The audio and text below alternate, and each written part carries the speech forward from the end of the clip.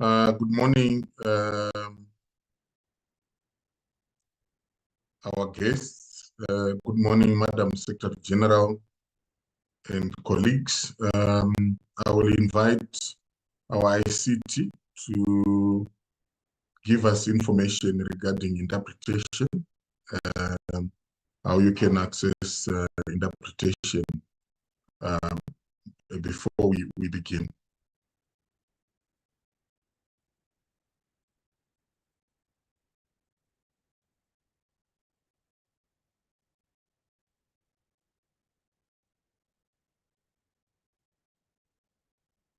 Dr. Moyo, please accept becoming a panelist.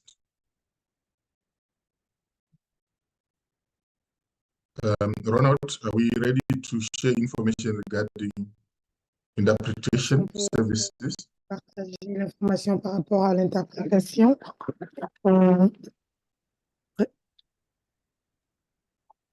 Good. Yes, Ronald. I was saying, Good morning. good morning. Bonjour. You're a bit low. Let me quickly find out what's going on. Sure, and also I think one of the interpreters is interpreting directly into the meeting. My sound is low? Can you repeat that, sir? The sound is a bit low. Yeah, I was saying, could you assist with interpretation, guidance on interpretation? And then I think one of the interpreters is interpreting directly into the meeting. There's a feedback from your end. Is it only me? Y a-t-il un feedback? I don't have a second gadget. Okay, let me, it's to Samba. Just quickly, let me assist with Samba.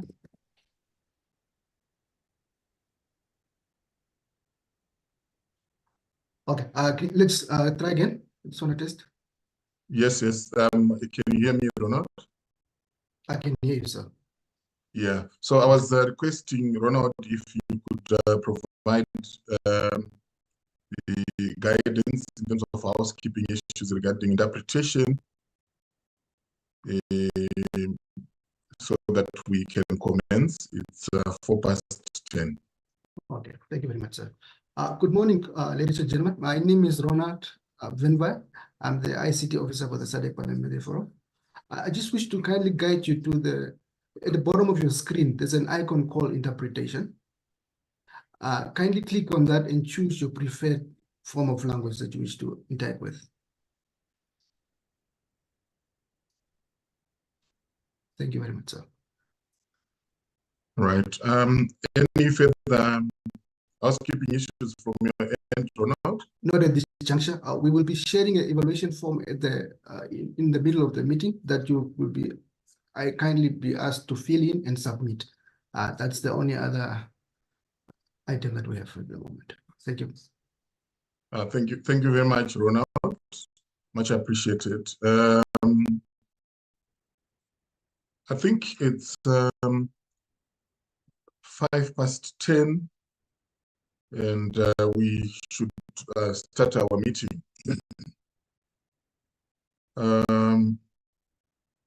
Let me start by recognizing Excellence Boemo Sekoma, the Secretary General of the SADC Parliamentary Forum.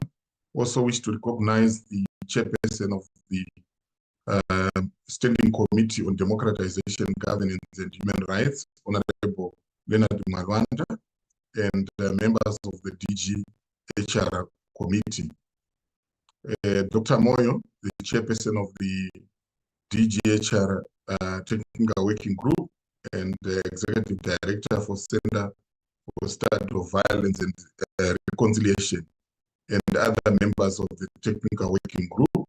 Also wish to recognize our partners for the webinar, namely the Institute for Pan-African Thought and Conversation, the University of Johannesburg, the Thabo Mbeki African School of Public and International Affairs, University of South Africa, UNISA, and the International Institute for Democracy and electoral assistance international idea, our distinguished resource persons, namely Ms. Sanusha Naidu, Parliamentary Diplomacy Coordinator, Institute for Global Dialogue, who is going to be moderating our webinar. Also wish to recognize our main presenter, Professor Spamandla Zondi, Director of the Institute for Pan-African Thought and Conversation, University of Johannesburg. Our first intervener, Dr. Dishare Rabele, an independent elections expert.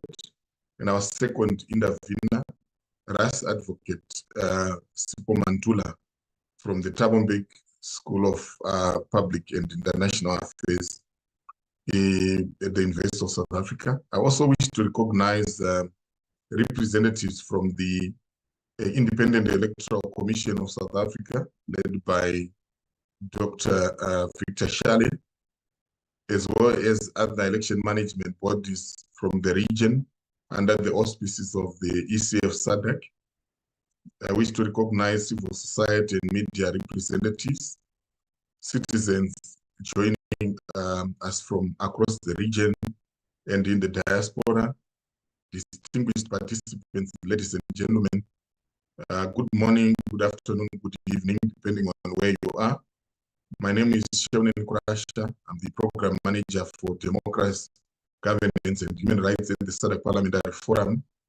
I'm distinctly honored to be the Director of Ceremonies for the first part of the webinar before I hand over to my colleague, Sanusha, who is going to moderate the session.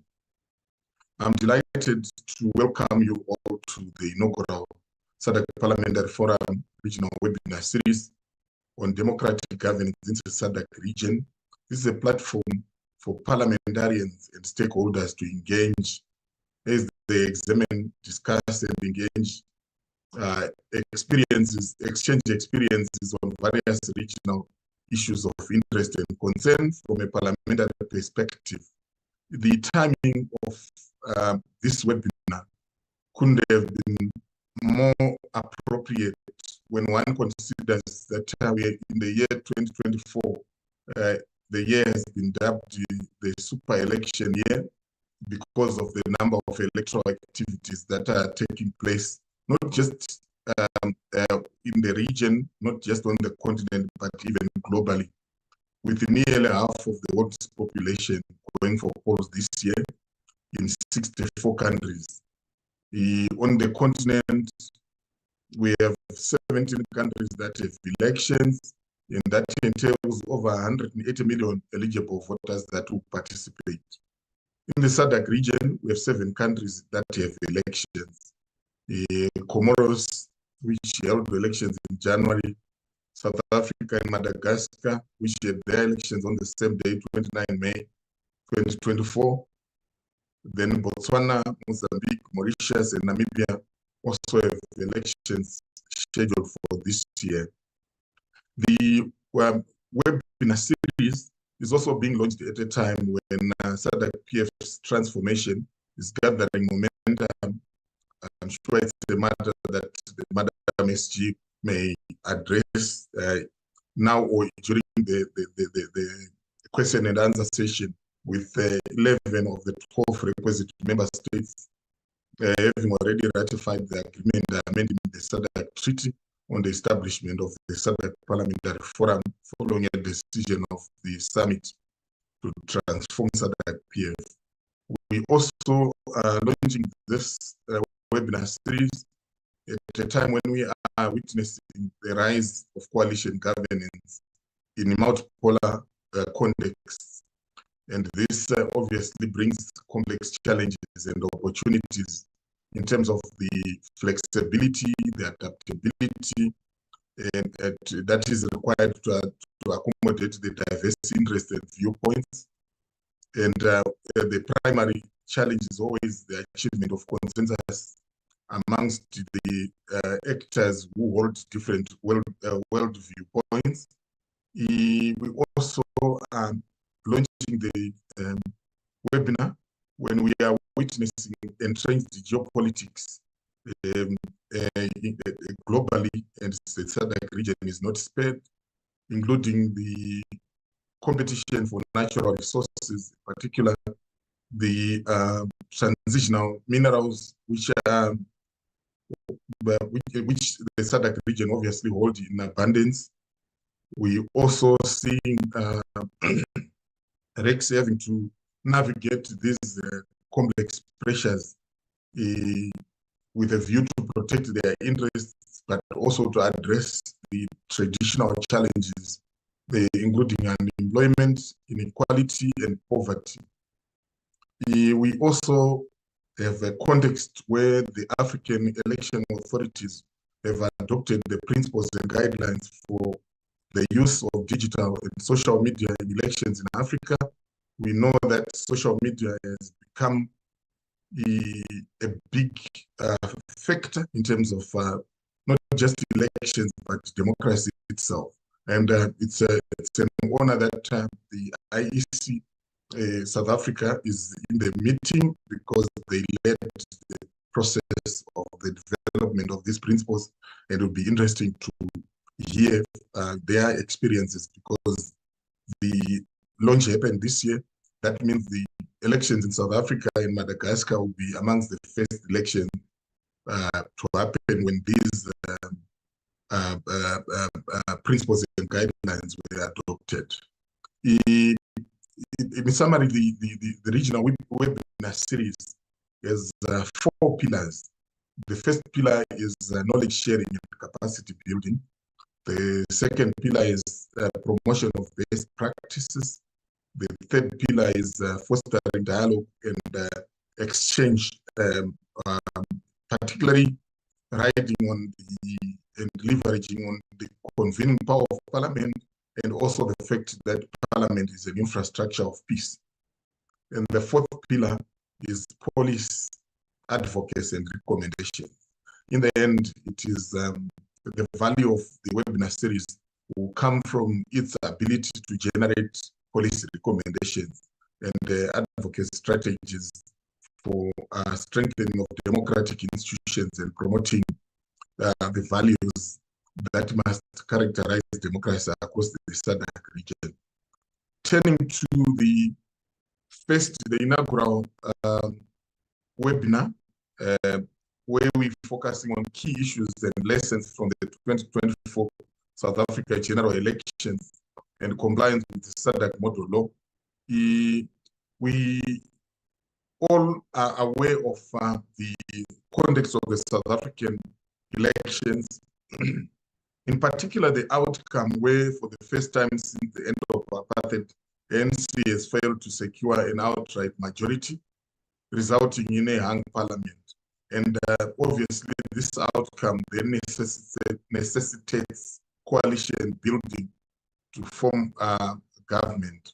And these are some of the issues that are going to be focused on as we embark on the first webinar under the series.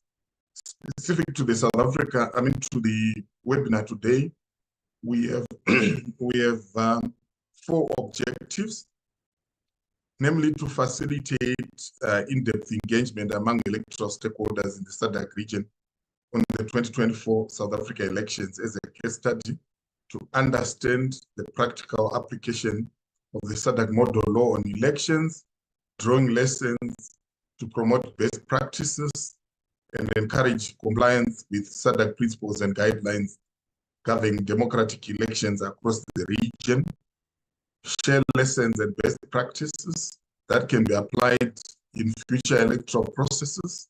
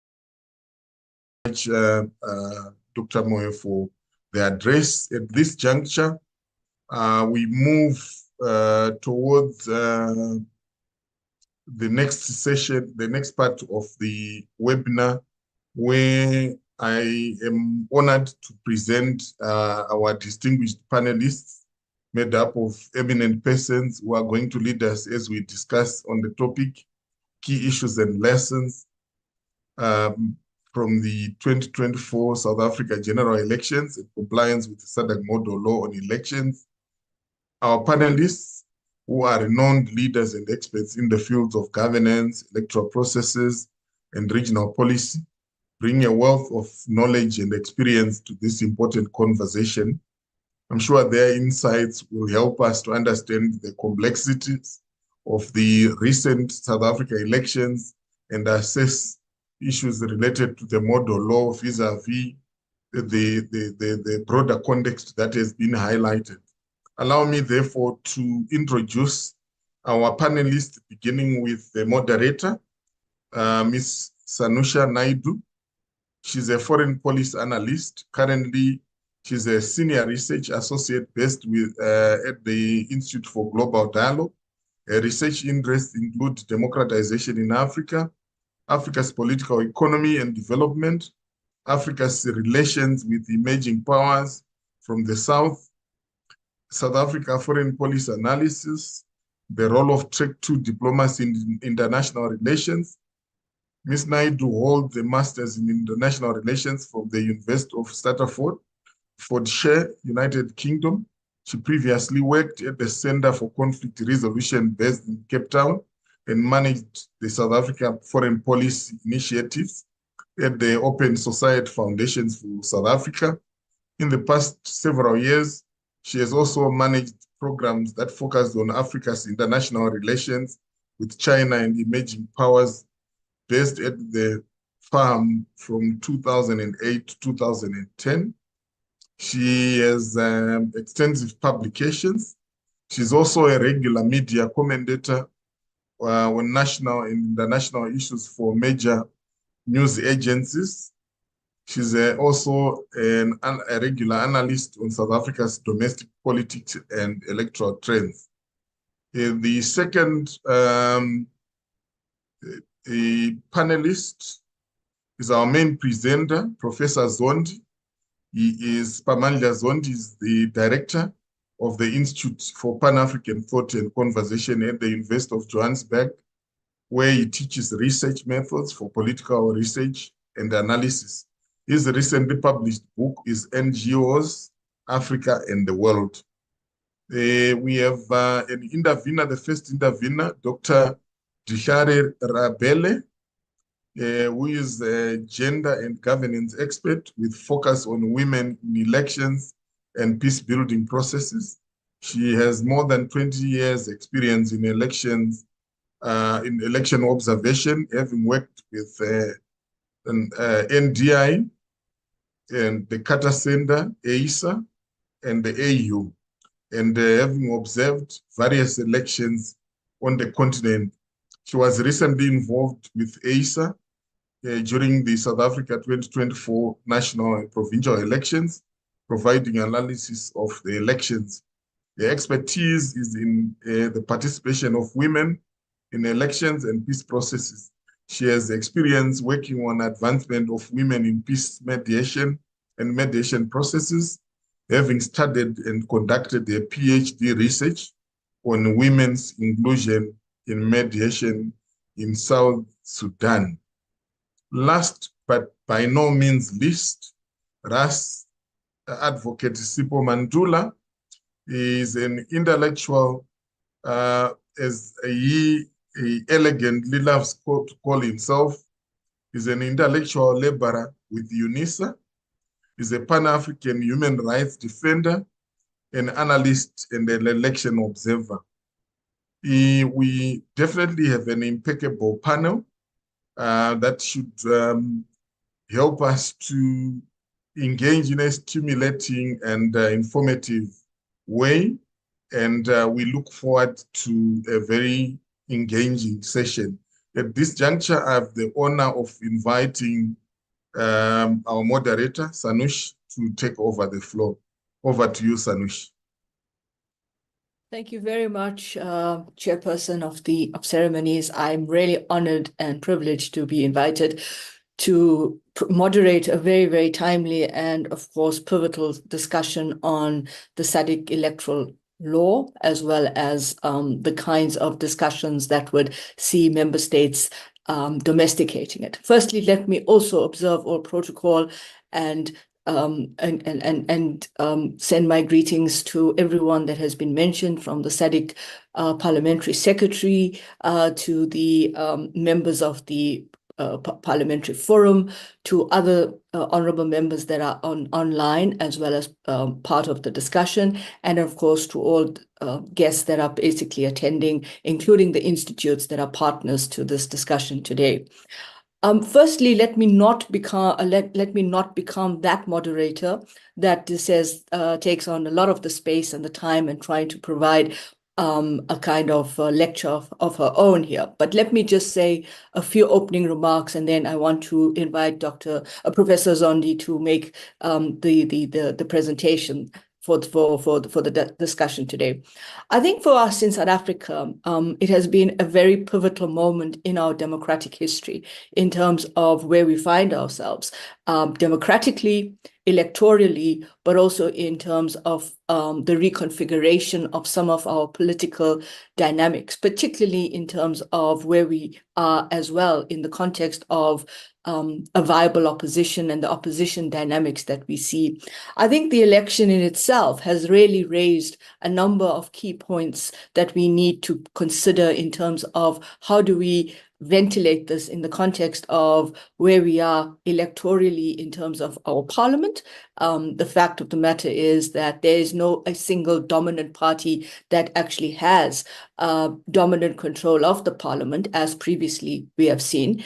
And more importantly, I think in the run-up to this election, it's been very interesting in viewing and also assessing the kinds of discussions that were taking place, particularly in terms of our management of our electoral law and the amendment of electoral law, particularly the interpretation of how do we include independent candidates within our electoral landscape as candidates that can be contesting an election in the context of the regional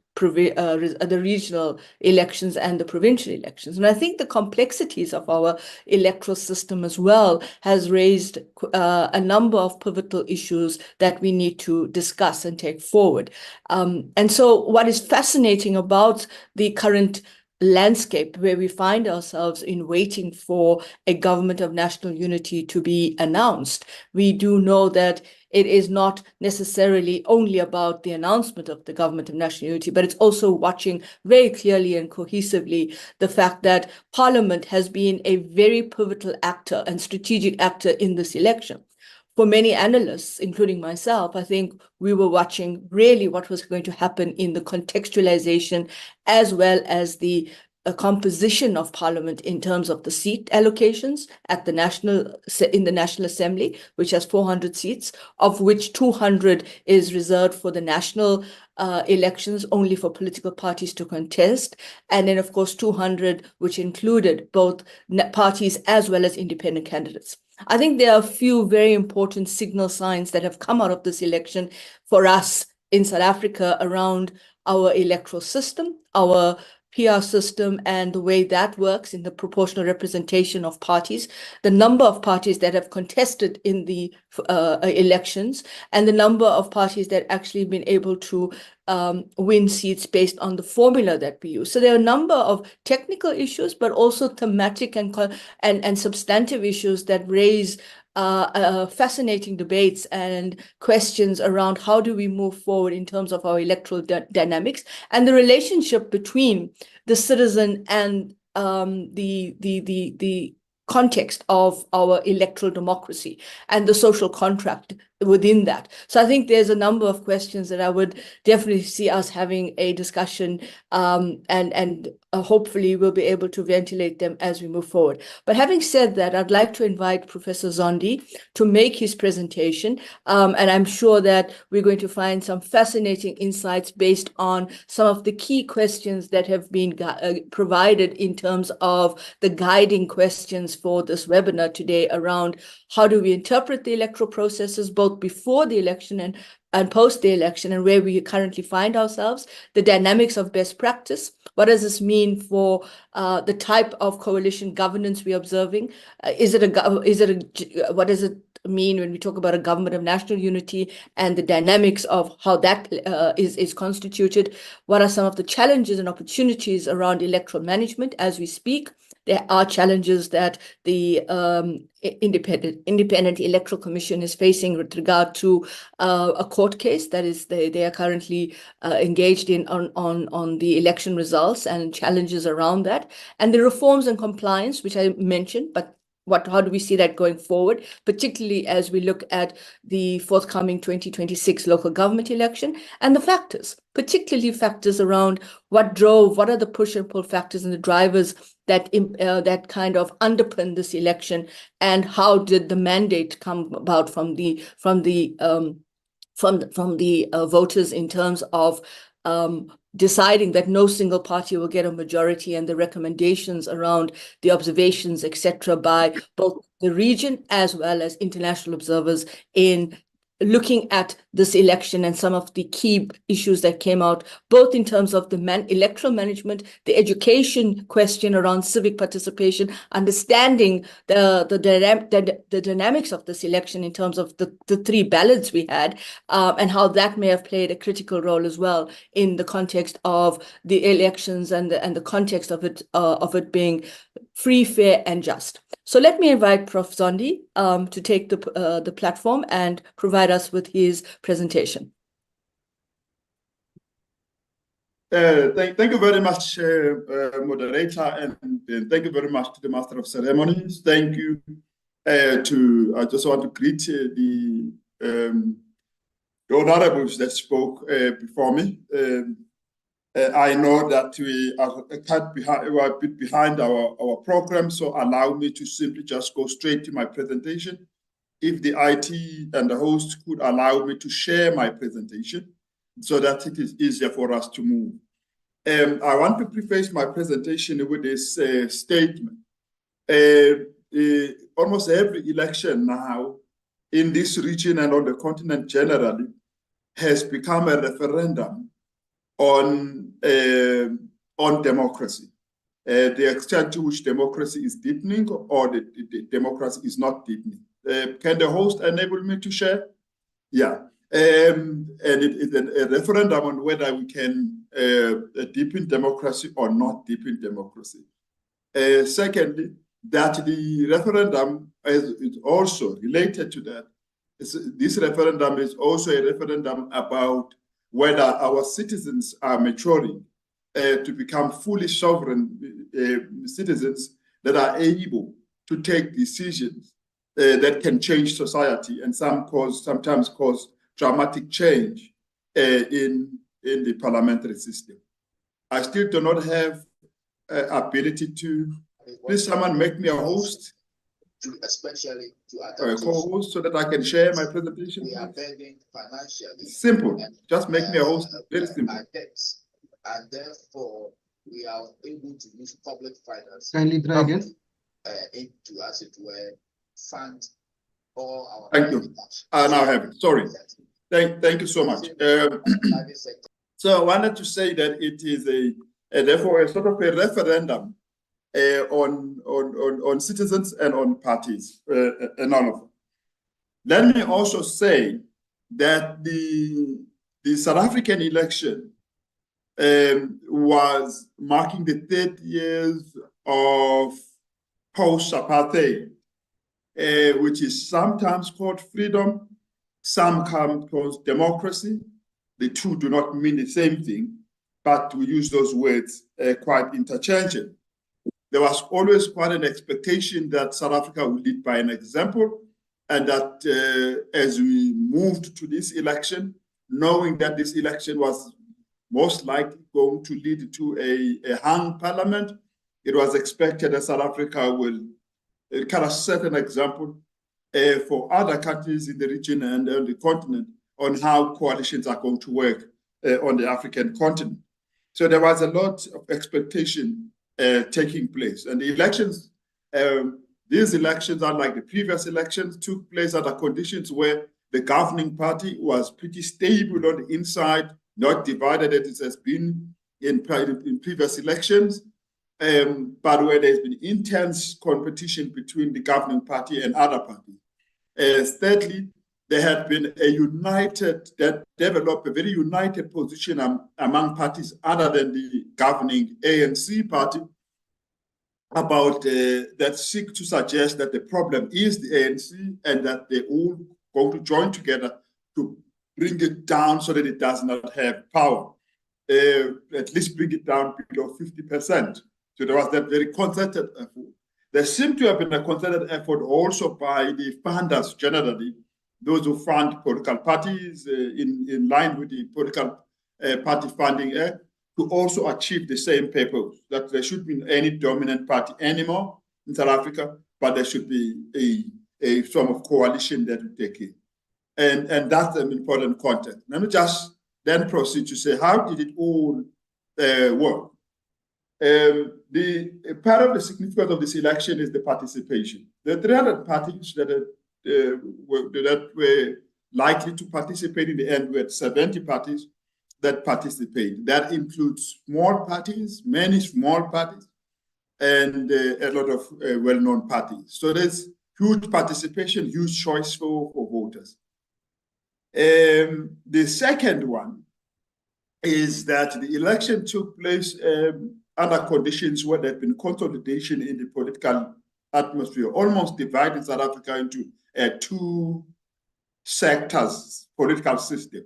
One is the center-right, led by the Democratic Alliance, but with a number of parties that fall within that line. And when we're doing an analysis, there were about close to 35 of those parties that could belong to the center-right. And center-right in this case means that in the center they are moderate, but they tilt to the right on economic policy, on some political rights, on constitutional issues, and so on. And then we have the center-left, which is led by the ANC, which is the lead in the center-left, and a whole slew of parties that kind of mirror its positions and also significant in number, almost about 40 of them belong into that thing. And pretty much nothing in between, simply because for a long time, South Africa's political alignment has been shifting to the center. For the past 4 elections, it's been the center that has dominated our politics, beyond an opposition or on the governing party side. So that consolidation marked the conditions under which this election took place, and that favored conditions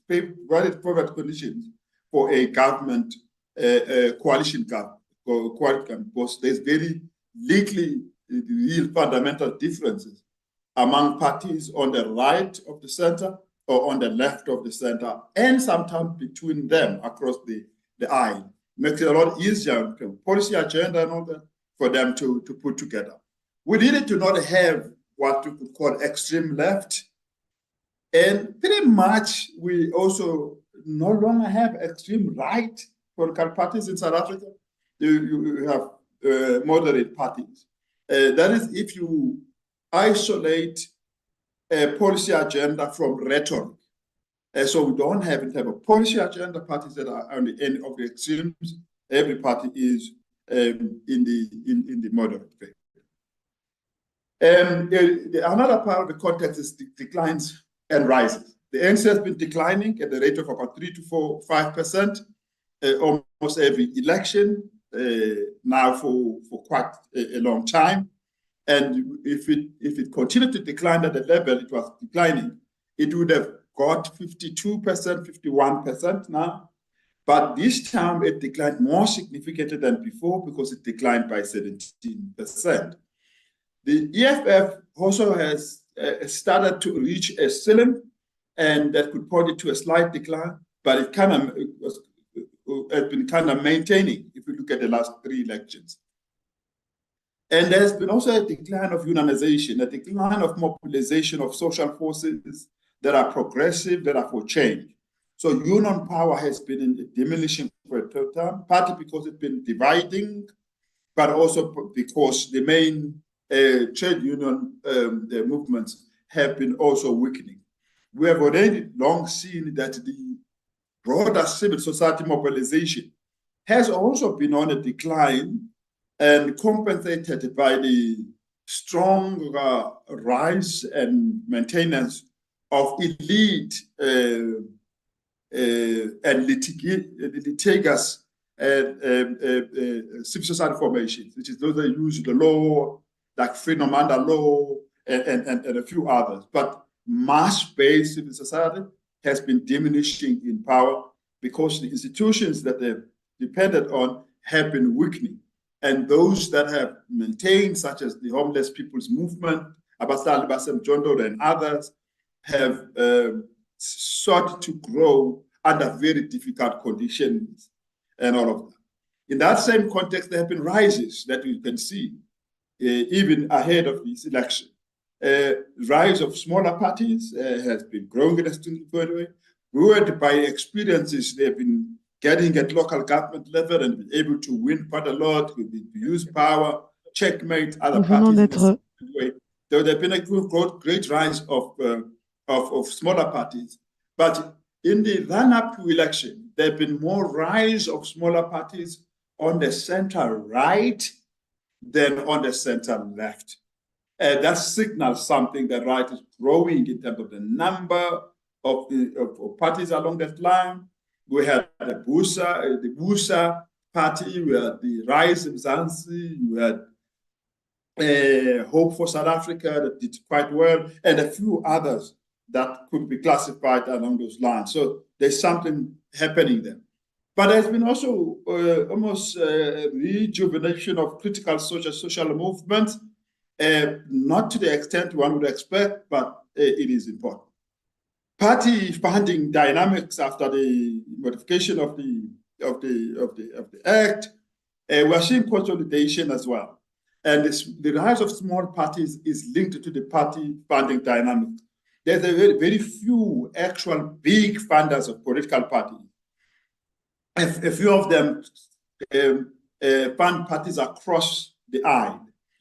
But quite a number of the small parties on the center right were funded by the same funders as the funders of the big center-right party, which is the DA, which means the capital and business and market is almost seeking to condition South Africa's choices towards the center-right.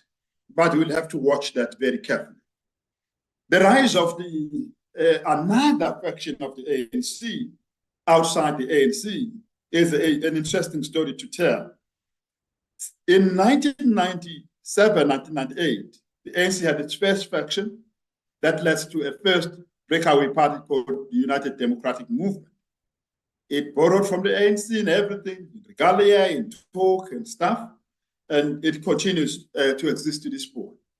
And then again, significantly, in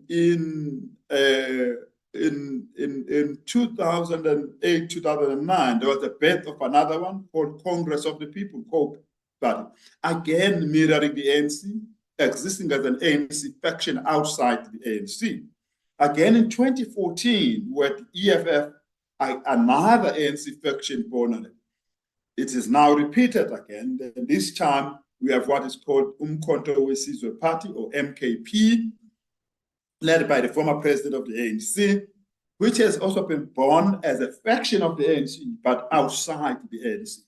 So the ANC has given us a number of parties born out of it that extend from it and extend from its policies and keep its ideas alive outside the ANC. Though the ANC sees this as a loss or stuff, but actually ANC is morphing into other forms and maintaining its life through some form of reincarnation outside itself. And this is coming out of the ANC's being broad church, and some element of this broad church, some churches within this church are coming out to express the same thing. So the extension of the ANC brand. The ANC has been unable to fight these. Each one of them has not been able to fight it on the basis of intellectual property rights, or on the basis of copying from it, on the basis of anything. It's unable to do this. And so these parties are able to harness the iconography of the ANC, eat into its base, and then add something else to build up. And all of these parties are significant. Perhaps the UDM was less significant in 1997 because it got votes that were less than 1 million, but the parties after that got 1 million and above. And the MK the MK party is the most significant of them because it has got double what other parties had got in the past. Completely huge, over 2 million. That's a huge win for it. Zuma is a big factor in this because Zuma alone was able to bring numbers to the ANC, is therefore able to take numbers from the ANC as a factor. His ability to mobilize is very entrenched in society, and has been around for a long time. He's a father figure, but he's also a smart and cunning politician, able to do that. But more than that, it is also that the parties, all of these parties, including the MKP, they all piggyback on the ANC's widespread structures on the world. They piggyback on it before they create their own structures. They use the ANC structures. So they cannibalize the ANC. They parasite on the ANC and gain a lot. And that's what they have done right now. The context was also the decline in the budget for the Independent Electoral Commission. And that put certain limitations on the commission and can explain some of the weaknesses that we witnessed as observers. We witnessed, for example, that it seems that not sufficient training has been given to electoral officers, judging by how they were managing small dynamics like queue management, like communication to people, like managing small legal conflict or stuff of that nature. And they tended to be a little younger normally, and they tended to be female. And we went to some stations were very complicated, one in township, where it will be 12 females and 1 male, and they have to deal with these drunk men or macho men, and poor women would not be able to manage those. So there was an impact of the budget on the quality of the electoral management system, including the quality of voter education that needed to happen before. We only had 2 sessions of voter education, 2 weekends. Even that was quite limited. And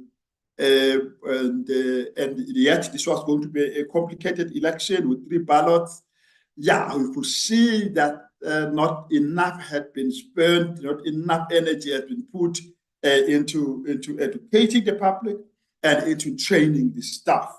Perhaps not enough had been done also into doing dry run on the mechanisms that are now being used, on how to resolve situations such as when people are not in the electronic voters roll, have to be checked manually. Sometimes staff did not know how to do that and stuff like that. So you could see that there was an impact of the budget that has to do with austerity that the South African government has imposed. Then there was also a pre-election pact, and there was only one pre-election pact in South Africa, unfortunately, and that was one called the Moonshot Pact, which became known as Multi-Party Charter, which was made up of the parties on the center right, and that they are also in the opposition, led by the DA. This sought to bring the ANC down, government, but also to pursue more liberal policies across the range of policy sectors. And this pact helped these parties to work together to prepare themselves for the election. But it was hoped that this would be the basis for building a coalition thereafter. We'll come to that later on. And there was a huge experiment with this, and that worked. Another experiment held was a national dialogue convened by the deputy president on coalition government. A huge, a very well attended 2-day national dialogue. It was able to identify some of the important principles. One of the principles was the principle of threshold, that coalition governments are better led by parties that are leading in elections, even though they did not win the election. But the bigger the party, the more responsibility for it to constitute the coalition, to lead the process of bringing it. And then you see that happening now. The second one was that you should have a threshold for how small a party should be in order to join, to avoid a situation where those -1% parties are able to scuttle the whole thing and undermine consensus and all that. You will see that that idea was defeated. It was pretty much pushed by the DA, but it was defeated in the dialogue. It looks like it's not even applying even now. But that national dialogue was a useful experiment in getting the parties to talk to each other long before they have to negotiate with each other. And I think that created conditions for parties to learn to engage. And that was an important innovation. It was a smooth campaigning period from what I could work with. We could tell, of course, I was working there with an NGO called Devoted Citizens NGO Movement that was dedicated to mobilizing the citizens to take keen interest in the entire process from campaigning all the way to the end to observation. We noticed that there was quite a smooth campaigning, and the campaigning was mostly focused on advertising via social media. That was one measure, a form of advertising, because many parties could not afford anything beyond that. But they also realized that social media campaigns are actually very good campaigning. Some parties were able to use bots, or what they call robots or fake accounts, in order to generate debates in certain areas. That way, gain some momentum. The second form of advertising has been through mass media, using radio and TV quite a lot. And that a lot of parties were able to do that. A few parties were able to do that, but it was quite expensive. It was mainly about 6 bigger parties that were able to do that. It was mainly the ANC, the DA. It was also the Action SA, that we saw the Freedom Front would do the kind of marketing. And the third form of marketing was direct contact with people. There were 2 types of direct contact with people. One was what's called door-to-door, and that many parties were able to do that. At a national level, it should be the ANC that was most effective in doing that all over the place. The DA was able to do that. Action SA at a national level, Rise and Zanzi, a very new young, but was able to be everywhere in the country because they had 30 million rands that was given to them ahead of elections by funders, the same funders as to fund the DA and others. And all that. The second type of direct mobilization was rallies and big stadium. The real big competitors there, it is the ANC and the MK party. Those are the one that really could do that. And then third would be the EFF and then the DA. Those are the parties that could do those big stadium meetings, put people, over 70, 80,000 people in a stadium for a campaign. The ANC, more than everybody, did several of those. It has the capacity to do that. It has a history of doing it, and all of that. That was quite useful. We did not see much use of AI, artificial intelligence, in this campaign polling. But what we did get to see was the use of polling. There were a lot of opinion polls, lots of them this time, a lot more than before, but there were about 5 major ones, and they all confirm trends that we've come to see after elections. But some of these polls were actually used for campaigning purposes, because 2 of these polls were by institutes linked to the Democratic Alliance Party, the DA, and they were using it to manage public perception and very. This election has been pretty much peaceful. The pre-election, not major cases of intimidation and violence, very isolated and very manageable. None of them are consequential, even at voting district level. We saw very lively media engagement, which is now different from campaigning. That is where parties are invited to media town hall meetings, to debates, and the media was very good in ensuring that all parties are represented. And in morning panels, it will be about 8, 9 parties, major parties, and they will swap them around. And we had very interesting debates for parties that were very policy focused, where parties were hard pressed to demonstrate that they were capable of doing what they say they wanted to do. They are through not balloons, but we are through ballots. And that was a new innovation that we had this year with the introduction of what was called the regional ballot that enabled citizens to vote for their representative from their own provinces that must represent them in the national parliament.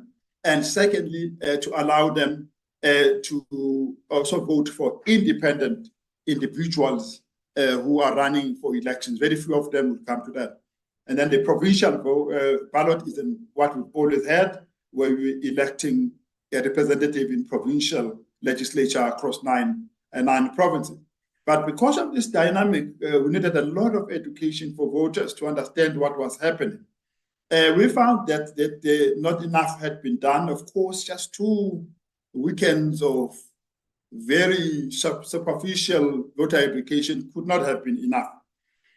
So the IEC then has some lessons to learn, but also the political parties and civil society formations that needed to do something. They are bit in this. As a result, we saw a lot of people who were confused in polling stations.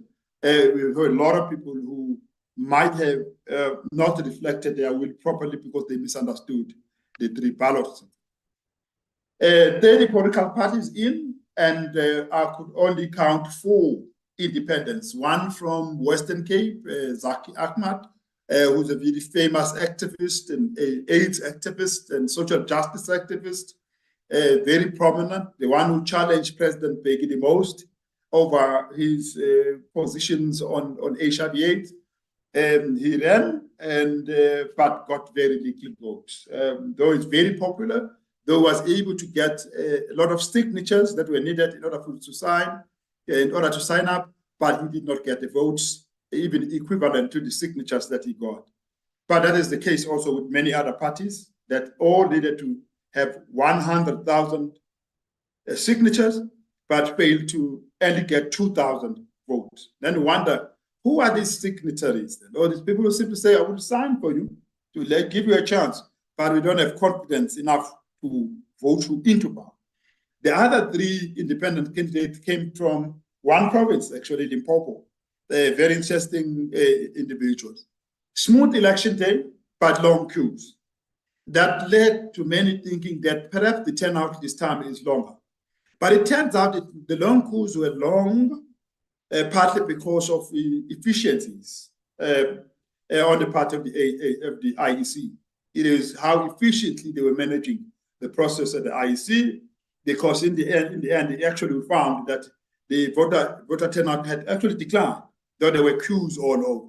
So queues aren't always a marker of interest, but sometimes can be a judgment on the efficiency of the electoral management body.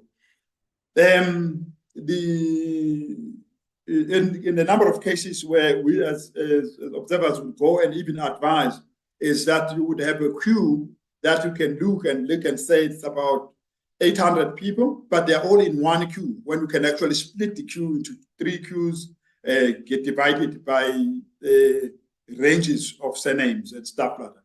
That helped in many cases where that was introduced, then things started to move quickly. But there was a good turnout, obviously, not as much as it was expected, but there was a good.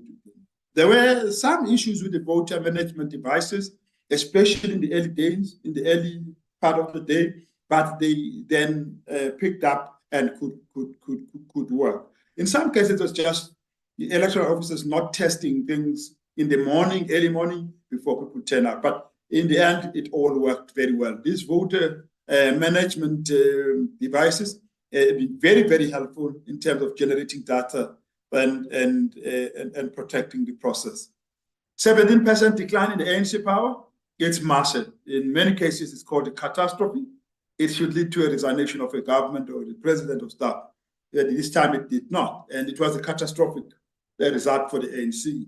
And the ANC then lost 3 provinces outright, which was the Northern Cape. It lost just by a small percentage, and it was Gauteng, and then it was KwaZulu-Natal. And that is huge because it meant the ANC is now out of the big economic centers of South Africa.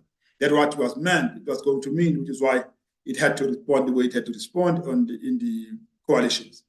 We had the exit of small parties that have been around for a while, including ZAPO and National Freedom Front and others, National Freedom Party and others, and all that. And there was the entry of 4 small parties that was significant, especially the entry of, not 4 actually, but more, the entry of Action SA, the entry of BUSA, entry of Rise Mzansi, would be quite remarkable. And so forth, the system is renewing itself. The exit is the exit of center-left parties. The entry is the entry of center-right parties. I'm sure you will be able to notice what is happening here. A remarkable rise, of course, by the ANC breakaway. We've spoken to that. It became number 1 in one province in KwaZulu-Natal. It became number 2 in Mpumalanga province, and it was top 5 in the other provinces. And that's quite remarkable for a party that was 5 months old. The MKP, in terms of the post-election, the MKP plus 20 other parties disputed the election results and challenged it with the IEC. The IEC cleared the election results, but then they took it to court, and the court has also rejected appeal, the challenge, but then now appealed further to the Constitutional Court. The challenge is on the basis that they feel that there was undercounting. They feel that there was an exclusion of people because of inefficiencies in the system. And they also are critical of one of the commissioners in the IEC, and that's Commissioner Janet Love, that they feel that is too close to the governing party, the ANC, and that he might have influenced things. Of course, they have to adduce evidence to that, and it's going to be very difficult to prove it. But the aim was not to prove anything, but the aim was to signal, to challenge, and to signal their presence in the political system, and to put the IEC in a tight corner and make it a little careful about everything going forward. And they're preparing for 2026 local government elections. They're prepping all our minds for 2026 local government elections. So besides that, every other party accepted the results as free and fair. Now the MK party did not attend the first sitting of the parliament. 58 members of parliament did not attend that. Part of it is to signal, part of it is not to be in that process where they have to witness the election of President Ramaphosa, who they oppose very viciously. And they have now since been sworn in just yesterday.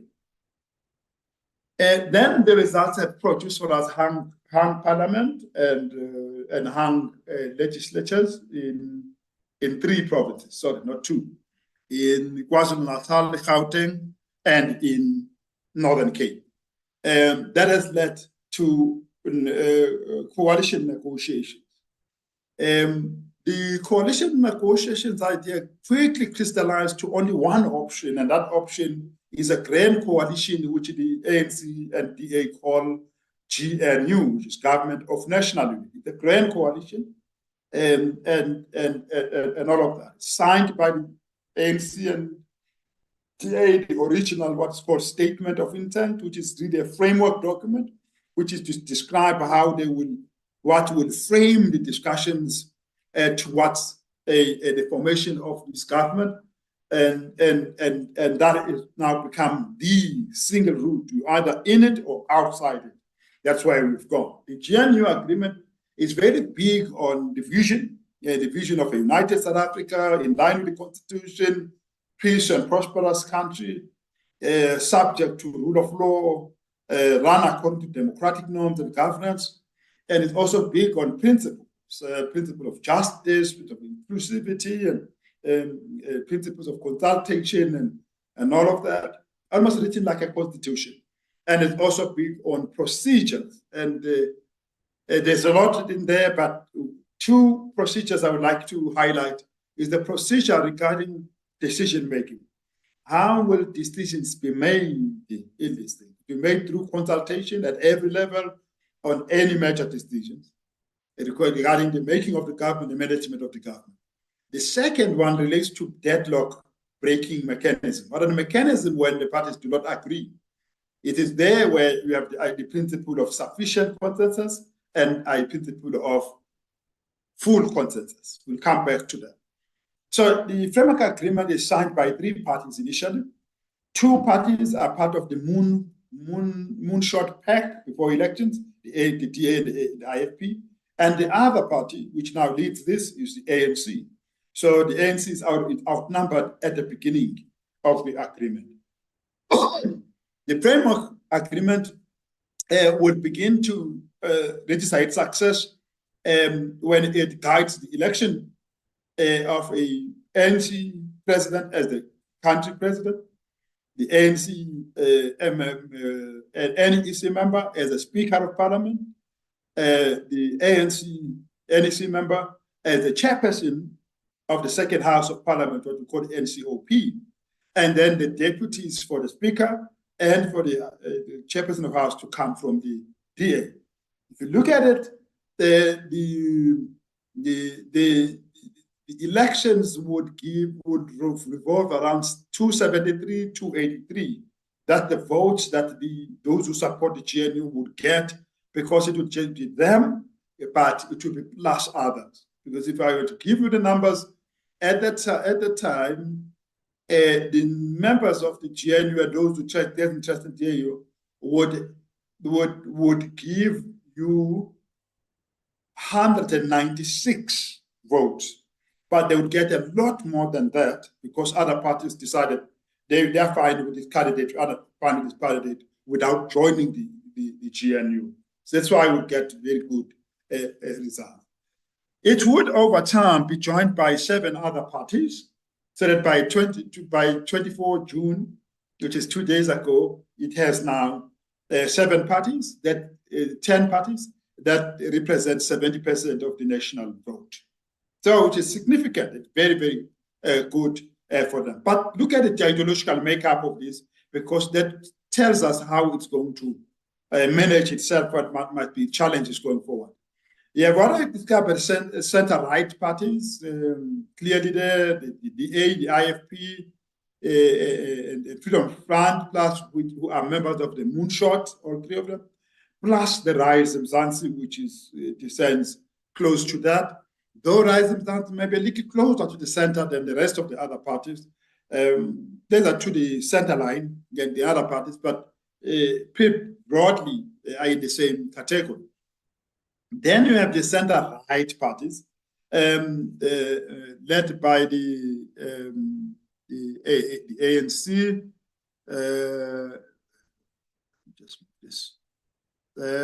led by the ANC. We have the Pan-African Congress of Azania. We have Al-Jamaa. We have the PA. I forgot the PA, the Patriotic Alliance, and the Good Party. They're pretty much on the center left. Now, the critical principle for deadlock breaking mechanism there is what's called sufficient consensus, which means been interpreted to mean in the agreement to mean if parties constituting 60% of the national vote agree on anything, they can go on with a decision, even if there are parties that do not agree or members of the government that do not agree. Now, if you look at it, it is designed to tie the ANC to the DA because that 60% can only be achieved under current conditions by the ANC and the DA. If the ANC wants to avoid the DA, it can drop from 9.4 something percent of the rest of the other small parties and end up with now since we've now have the last party join in, it's now 10.3% and end up with 50.3%. We are still very far from the 60% deadlock breaking mechanism, which means if the ANC disagrees with the DA, the only way to break that consensus is for the DA and the ANC to agree. It's locked into them. That's why some people call it an ANC-DA coalition with others joining in. And that is what will be a big test for the party, is whether the two parties will learn to coexist and learn to work together, because neither of them have been given a sufficient majority. With regards to the formation of the government of national unity, because we don't have it in the place, because we have not formed government yet after elections, this is now deadlocked by the two parties that have the power to break deadlock. The DA is demanding 11 ministries across all clusters. When you say clusters, the economic cluster, the social cluster, security cluster, and so on and so on. And they're also asking for a deputy president or minister in the presidency position. Minister in the presidency is important in South Africa because right now the minister of presidency is responsible for monitoring and evaluating the performance of all other ministries. So they have all the intelligence about who is implementing and not implementing. But secondly, the minister in the presidency is also responsible for national, for intelligence. The intelligence is in there. So they want either of two. The deputy president is a leader of government business, the actual link between the executive and parliament. And the DA have put that. And the ANC is refusing. The ANC offer was 6 ministries and 7 deputy ministries. Seems to me that now that the parties that put the offers on the ground in concrete terms, they will move closer to somewhere in between that. It might actually be 8 ministries, or may actually be 8 or 9 ministries, somewhere there. That is where we expect the agreement to come to in the coming days or weeks, because there is no prescription about how long it should take for a government to be formed. It can take a year, it can take longer, because government continue to function without ministers, which is a great fortune. The fact that there are the director generals and senior public administrators who are able to keep things working. Right now, the director generals are acting as almost like ministers, and they get the work done. Then get there. So the administration is relatively insulated from the political thing. It can function without ministers for as long as it should take. It's just that the perception of people might actually cause problems if we don't appoint ministers. So I've also indicated about the deadlock. Another development, as I draw towards a close, that I need to point out is that there is in the opposition side, it is also crystallizing into cooperative opposition. With the DA having vacated opposition benches, now the MKP has now become the leader of opposition by virtue of their numbers. Then we have the Economic Freedom Fighters, and then we have the African Transformation Movement, which is a faith-based left organization. The three of them are part of what is called Progressive Caucus that was established, that emerged about 2 weeks ago. These are parties that are progressive in their nature, that are pro-transformation. They want to position themselves that way. That they want to come together. They were previously had other parties that have now since moved into the governing coalition, the GNU, and that is the Al-Jama party, which is a Muslim party, and then the UDM, the former breakaway from the ANC, the 1997 one breakaway from the ANC. They've since moved from this. There were 5, now they're going to be 3, pretty much. They have decided they will move on the basis of the idea that the ANC has sold out. It's sold out to the descendants of settlers, and that they moved along that line, and that is it. Secondly, that ANC is corrupt and that it's not renewing. And that is why the first matter that has been put on the parliament agenda is the Pala Pala committee idea, which was killed by the ANC in the last parliament because it had the numbers. Now it does not have the numbers. We'll have to wait and see if the ANC will be able to get other parties to agree with it that President Ramaphosa must not be investigated at all, or must be investigated and then an outcome come after that. We have done the action essay that has decided that it will be, it's not in the Progressive Caucus because it's a liberal party, so it's on the center right, and that it will be just doing constructive, which means constructive opposition, which means it will agree with the governing party on certain issues and disagree on certain issues. So in conclusion, coalition politics is now our future in South Africa, and then we're learning very fast, and it looks like it will work, and it looks like that the lessons have been learned from the crisis that coalition politics triggered at local government level. So South Africa had a fortune of having experiences with coalition going back to the late 2010s, to the early, when was the 2006, somewhere there. So it has over 15 years of experience with coalition government. There has been a period of experiments, and they've intensified in the past 8 years or so. So lessons have been learned, we hope. On that basis, scientific politics, the politics of evidence-based arguments and technicalities is rising. Parties know they have to know number crunching all the time. The urge to find convergences and coalesce around certain policy ideas, around ideology, has now deepened, but the divergences have also deepened. In this context, how we prepare citizens to continue to deepen this route that is going on would be important. But it's very clear that citizens are never going to elect any ruling party anymore. There's going to be coalition politics going forward. So 2026 will give us a sense of where things are. Asante sana.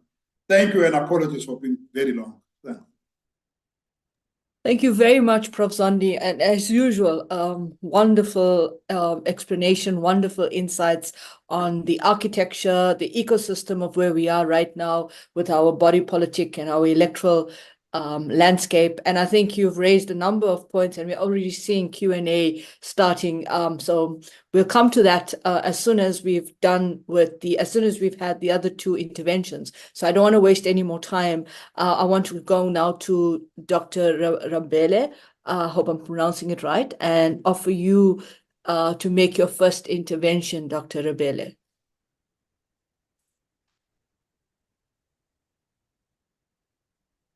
She's muted. Can you unmute, Doctor?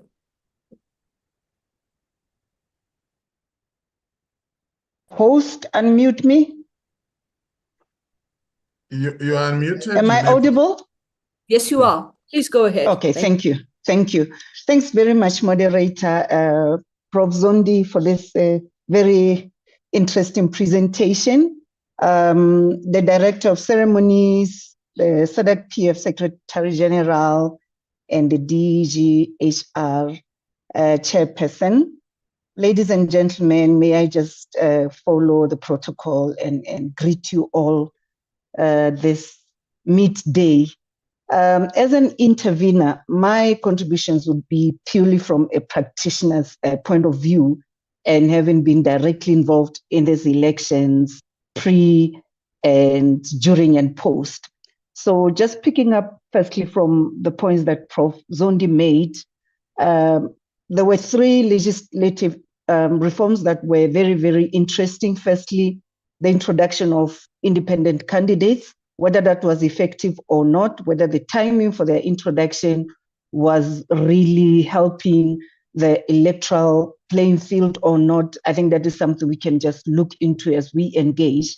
Then the 3 ballot papers, you would recall that during this election, we had a national, provincial, and a regional, kind of like local, regional ballot paper. Then there was the introduction of the Braille ballot paper, the universal ballot template, which was expected to assist visually impaired voters. But again, as Prof has indicated, the training of the polling staff seemed to be very limited, as some of them were not aware that there was a UBT, as we called it. They were not able to even assist visually impaired persons when they went in to vote. I'm aware of this because I was directly supporting ASA and Blind SA, which is an organization that supports visually impaired persons. And so we assisted them in deploying observers just to ensure that there's that inclusion. But there was a challenge of capacity from the IEC in terms of training the polling officials. One other point I want to make, also to reiterate, is that the elections were really, really influenced by service delivery issues. South Africans expressed a lot of anger and dissatisfaction towards the ruling government, the ANC, as we are aware that during the early voting days, the first 2 days, there was violence in some of the provinces, particularly the Eastern Cape in Umtata and some parts of Gauteng. Those protests had nothing to do with elections. They were related mainly with service delivery, which also contributed to the decline of the ANC votes in these elections, because people were really expressing their anger, their dissatisfaction in terms of services, unemployment, corruption, which were really, really rampant during this last 10 years of the ANC rule. But also to say, as a practitioner and those of us who have been following elections, not only in South Africa, it's not surprising that the ANC did not get the highest votes.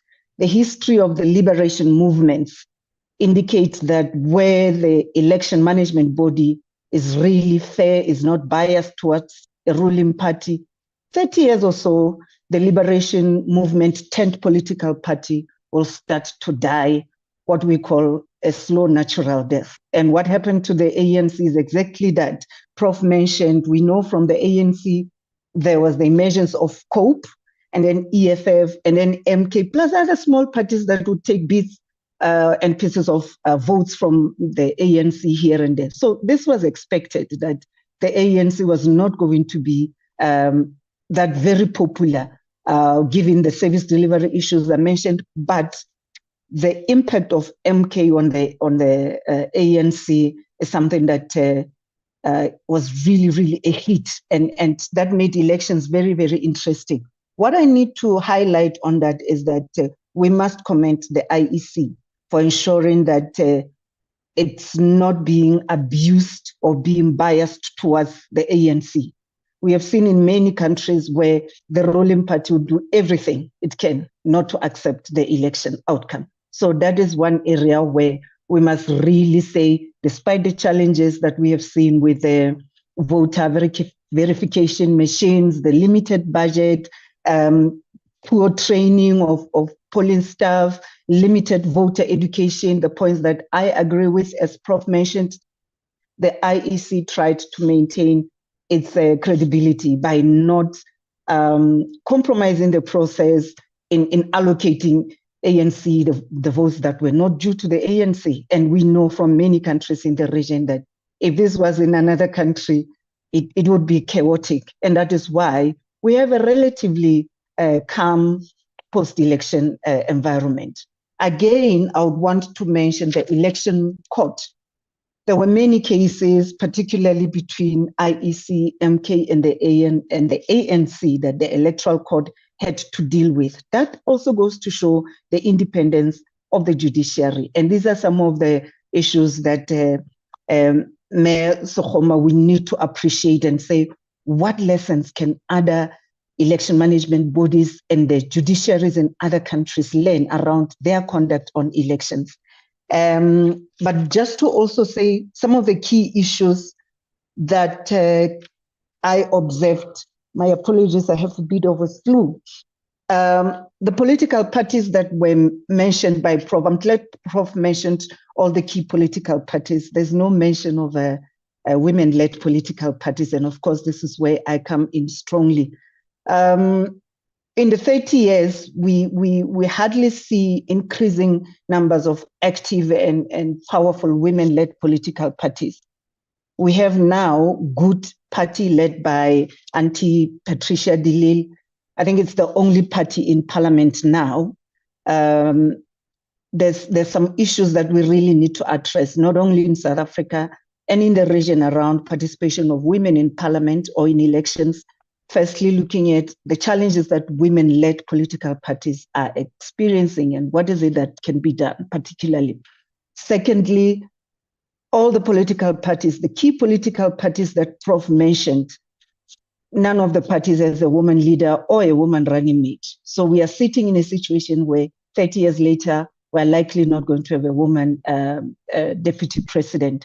It is worrying given the regional protocols, continental and global protocols and instruments around gender equality. The women are there, they are capable, but what are some of the issues that really are a challenge for women in politics? Because when you look at the voter register for this year, there were 27,782,000 people registered. Out of that, there were more women, females at 15.3 million. But does that translate into votes for women-led political parties? No. What are some of the issues? And some of these issues are stereotypes that would take a long time to address, attitudes towards women in politics. But the political party structures internally, what are the policy recommendations that we can make? Perhaps it is time.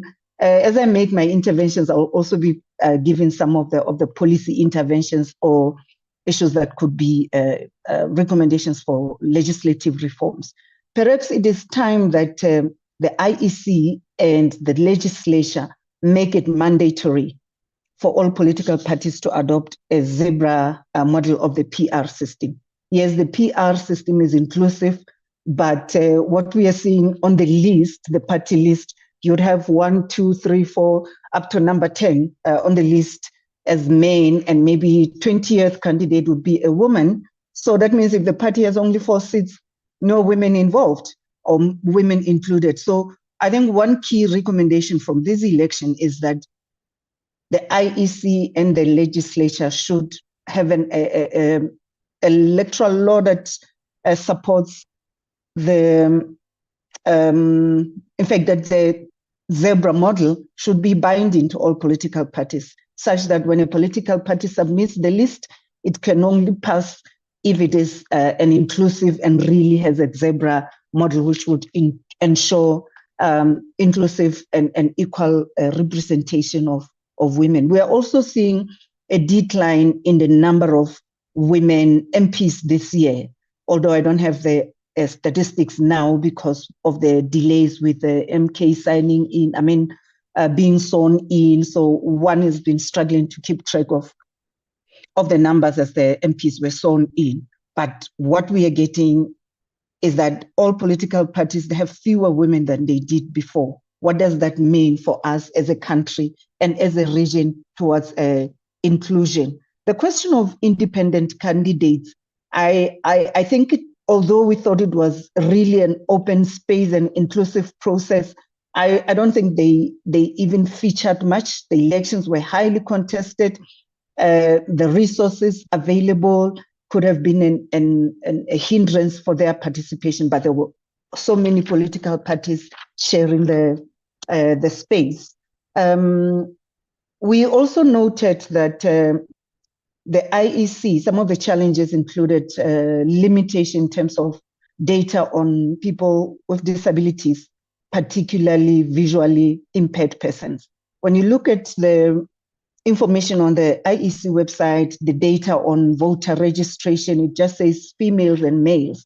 Now, it would have been important if the data was classified in terms of the disability and the type of disability, the gender, and then the location, so that at least the IEC would be more prepared to say, in KZN, there are so many registered visually impaired voters, so that there could be sufficient universal ballot templates.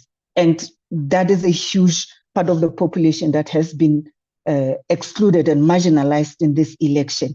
And we're also thinking that it could help if political parties also have a quota, internal quota, for inclusion of MPs, potential MPs who are disabled. And that, I think, would go a long way if that comes up as a recommendation. I think we must also applaud the security sector. Despite the minor challenges here and there of intimidation, hate speech, defacing of campaign posters, our security sector, the police across the country, they managed to bring the situation and the security under control. And I think that's something we really have to acknowledge. They also didn't get involved in influencing the vote outcomes to a point where we know in other countries the security sector would get involved and all of a sudden election results would favor the ANC. And I think we really need to give credit where it's due and lessons for other countries to say, what is it that the security cluster has done well for South Africa? What lessons for countries that are going to hold elections in the coming year, in the coming months now in the region? I spoke to the IEC, I spoke about the women. Okay, the other point that one thought of during these elections around coalitions and government of national unity, whether this government of national unity will really work, it's something that is giving one, it's worrisome, because the longer it takes for all parties involved to form government, it's worrisome that there'll be stability, that it will really last. But the key question again is, was it really necessary to have this GNU, or this is a coalition tent GNU, which when you look at the GNU in 1994 and the GNU now, one would argue that there's no need for a GNU because there's no crisis. The ANC just thought it would, get parties together and still maintain the majority or the lead. But it seems to be very complicated to form a government, and this is just a not legally binding agreement. Whether they will survive for 5 years, that's a challenge that would maybe require that the legal experts support some legal reforms in terms of how do we make provisions for protecting coalition governments or GNU at national level. As it seems, we're going to go ahead in that regard.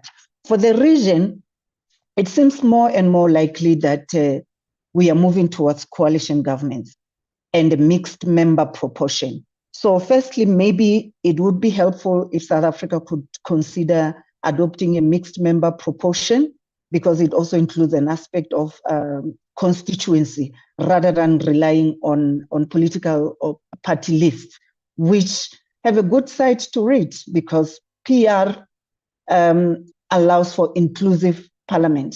If this was a first past the post system like in Botswana, many of the political parties would not be in parliament, and that could result in post-election violence. But whatever size that this cake is, many of the political parties are are included, and that ensures that there's inclusion, but also that people find it easier to work together. So a move towards the mixed member proportion, I think, would help strengthen the governance, not only in South Africa, but also for countries such as Botswana that continue to use the first past the post electoral system.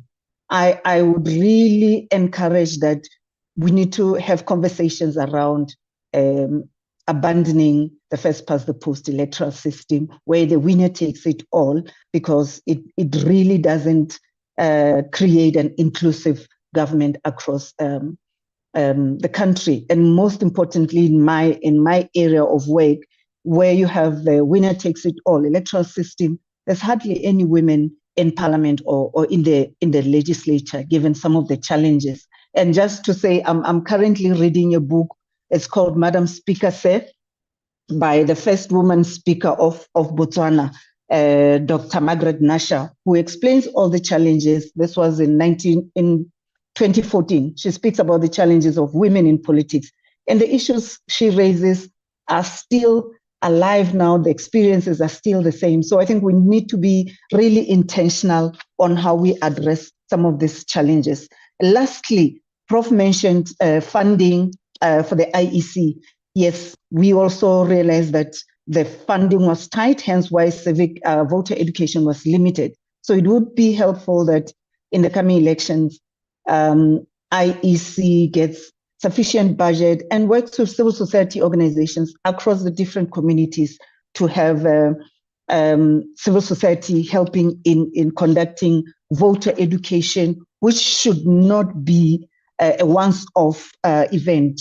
Voter education should be a continuous event, and it should be continuous. And I hope these interventions would also help the SADC Parliamentary Forum in engaging with other countries in terms of how do they then prepare for the elections. For instance, issues of people with disabilities, particularly the visually impaired, the data that they collect. And lastly, again, the SADC Parliamentary Forum, how can you then support the women's caucuses in parliament? Because women in parliament across the region, they seem to be working towards their political party agendas rather than a women's agenda in parliament. So I think these are some of the issues that at this point I may want to put forward. Thank you. Thank you very much, Dr. Rabele. And I think you've raised some fundamental points, particularly on the issues of women, the marginalized communities that we have to think about in their inclusion within both the candidate list, but also in terms of how do we make sure that they are given more space within this. And I think your point about the mixed proportional system and the debate around that is very important in terms of how do you create that balance in terms of South Africa's proportional representation system wasn't really a winner take all, but it kind of moved in that direction with the way the ANC had dominated within the electoral landscape. And are we there now at this moment where the PR system is really about a sharing, a governing arrangement, a sharing of governance arrangements and governing, and how do you take that forward? But I think Prof. Zondi has been very kind as he's been giving us also time to say that the questions have been answered. So thank you very much, Prof. Zondi, for that. Let me now turn to Advocate Mantula and allow him to provide his interventions.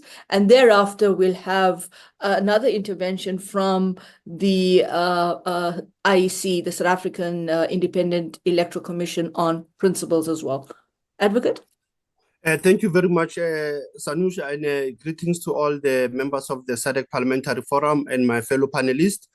Sanusha, I will take a different view from the colleagues and just to look at the assignments at hand. That even if when you look at the key trends, lessons, recommendations for this elections, what is important I will come up with is to look at the constitutional and the legal issues, look at our role as the university that we had an observer mission. We have some recommendation also that we want to share. But what is important, I think, to this parliamentary forum is to understand what my first intervenor have said in terms of the policy intervention and legislative recommendations to the parliament. But I think it has to lie with the SADC model law on elections that South Africa actually has tried to meet the requirements of the SADC model law. When I was going through this report, and I was also looking at both the SADC Election Observer Mission report, which is preliminary report. I also look at the Electoral Commission's Forum, which is your ECF within the SADC. It will have been interesting, even if we have, the SADC Parliamentary Forum, if it was still active, to get their views also about these elections. And I think thirdly, it is also interesting to understand the issue of what my colleagues have been raising now of coalition governments or government of national unity. Others are calling it government of the U10 or government of unilateralism. So my issue is that what Prof. Zondi actually painted was only to give us that political landscape of the elections prior, during, and post. And I think he was also raising the issues that are concerning the EMBs, which is your electoral management bodies, in terms of their funding. He looks at the issues of political party funding, which I think is what the SADC Parliamentary Forum must also look at, because many member states have to have a political party funding legislations. Equally, I will submit also that for the national provincial coalitions also, we might also need a legislative approach. We might also need to have a legislation, as Prof. Zondi raised, the important national dialogue that was held in this country last year. And that's where I will say that it is important maybe in the SADC region that when you have this, a stalemate, or where you have a challenge of where you don't have executive now, or you are not able to elect the Speaker of Parliament or the head of state, maybe it is important a year before elections that you have this national dialogue to look at those modalities that he did raise earlier. I am raising so, colleagues, because already in South Africa, we have a local government coalition bill that is before Parliament. So it will be important at the SADC level to look at that also. But equally so, one will look at the question that beyond that national dialogue is to understand constitutional imperatives. The latest GNU that is being mooted or being raised does not have a legislative or a constitutional clause that allows the president also to, when he appoints the cabinet, to look at the GNU statement of intent, which is not binding now. And secondly, what I've picked up, it is that what my colleague raised also on the mixed member system, on the electoral system, the SADC model law, it is very clear also about what member states must do. And I will assume that we need to look at the case studies of Lesotho, look at the case study of Kenya, and I will be very skeptical about Zimbabwe or Madagascar to say that GNU, was it a proper GNU? And the other aspect that I felt that it is very important as we are looking at this now, it's in the model in terms of the acceptance of the results. As Prof. Zondi was talking about electoral disputes or electoral court cases, I think one of the important issues was not only the electoral court that was active since January until now. Our constitutional court was also brought in to can decide on the issue of eligibility of one of the candidates who's a former president. Very important that Section 47 became clear when it was interpreted around the person who have served sentence, or who have been sentenced, or who is serving sentence. The other important issue is the diaspora vote. If you look at the best practice, that South Africa maintains the diaspora vote in a very, one can say, managerial way. It is able to can conduct its diaspora vote without any hiccups.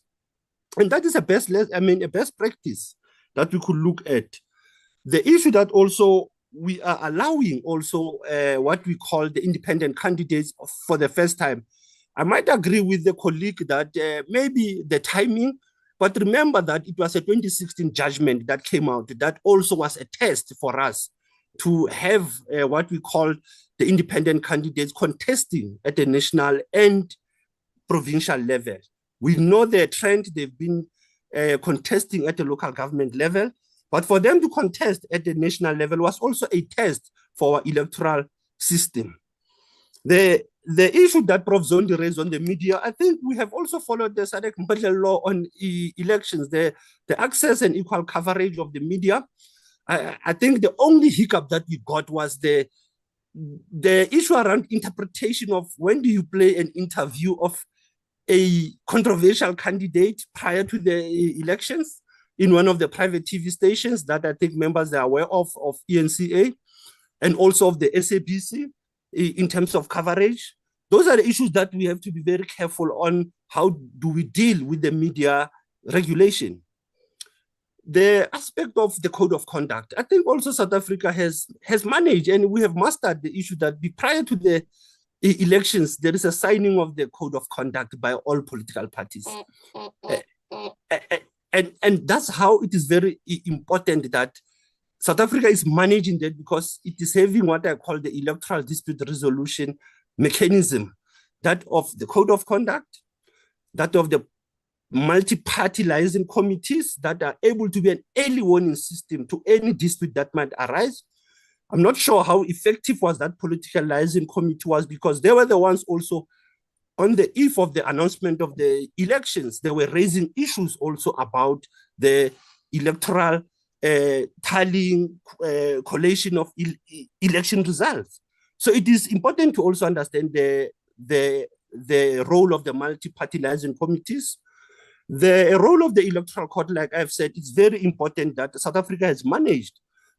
South Africa doesn't have election tribunal, rather it's got an effective and active electoral court. And that is one of the best key lessons that we can learn. I think one other aspect that one will want to raise, it is also when we look at the observer missions that gave South Africa the thumbs up, whether the AU, SADC, the EU, but I think the main issue was also around the civic and voter education. That even if you are making electoral amendments, what we were going through is that our electoral amendment matters came on the eve of elections, actually on the month of elections. So it was very dangerous, if one can use that word. Suicidal also. But these latest amendments also, it created confusion amongst the electorates. You look at Section 24A, even if IEC tried by all means to say, but we have a month window period to apply for that Section 28, that if I'm not in this province, I can be allowed to vote in this other province, in the other province. So Section 24A also, it created a misunderstanding. The same applies to the 3 ballots. They also gave a sense of uncertainty even to the observers. As one of the people who were briefing observers from the EU SADC, that question came up many times, and it created even a sense of misunderstanding of this 3rd ballot and its allocation also. And I think, Sanusha, you were able to give that clarity around the regional ballot. And if you look, colleagues, even last week, the IEC have to go to the dashboard and try to explain how do you add the regional ballot, provincial ballot, and the national ballot. And I think that's the issue that we have to deal with the EMBs in terms of communicating even the issues around allocation of seats. The DROOP system that South Africa has been using, the DROOP quota system, I think it is important for the SADC Parliamentary Forum to start to develop our own quota system, our electoral quota system. I think, yes, we might want to apply the DROOP system of the US, of the French, but I think it's high time that we need to look at our electoral quota system. How do we deal with it when we are in this current crisis? And finally, Sanush, I think from my point, looking at the best practices, it is the issue that also of how you look at the issue of us dealing with the social media, the issue of how we reacted to the false misleading information. And I think that came out from many observer missions, that the best practice that many member states of SADC or the AU can learn from South Africa is how were we able to respond to fake news how we were open to engage with political parties, special voting, how we were able to carry it out, despite that there were challenges during the special voting.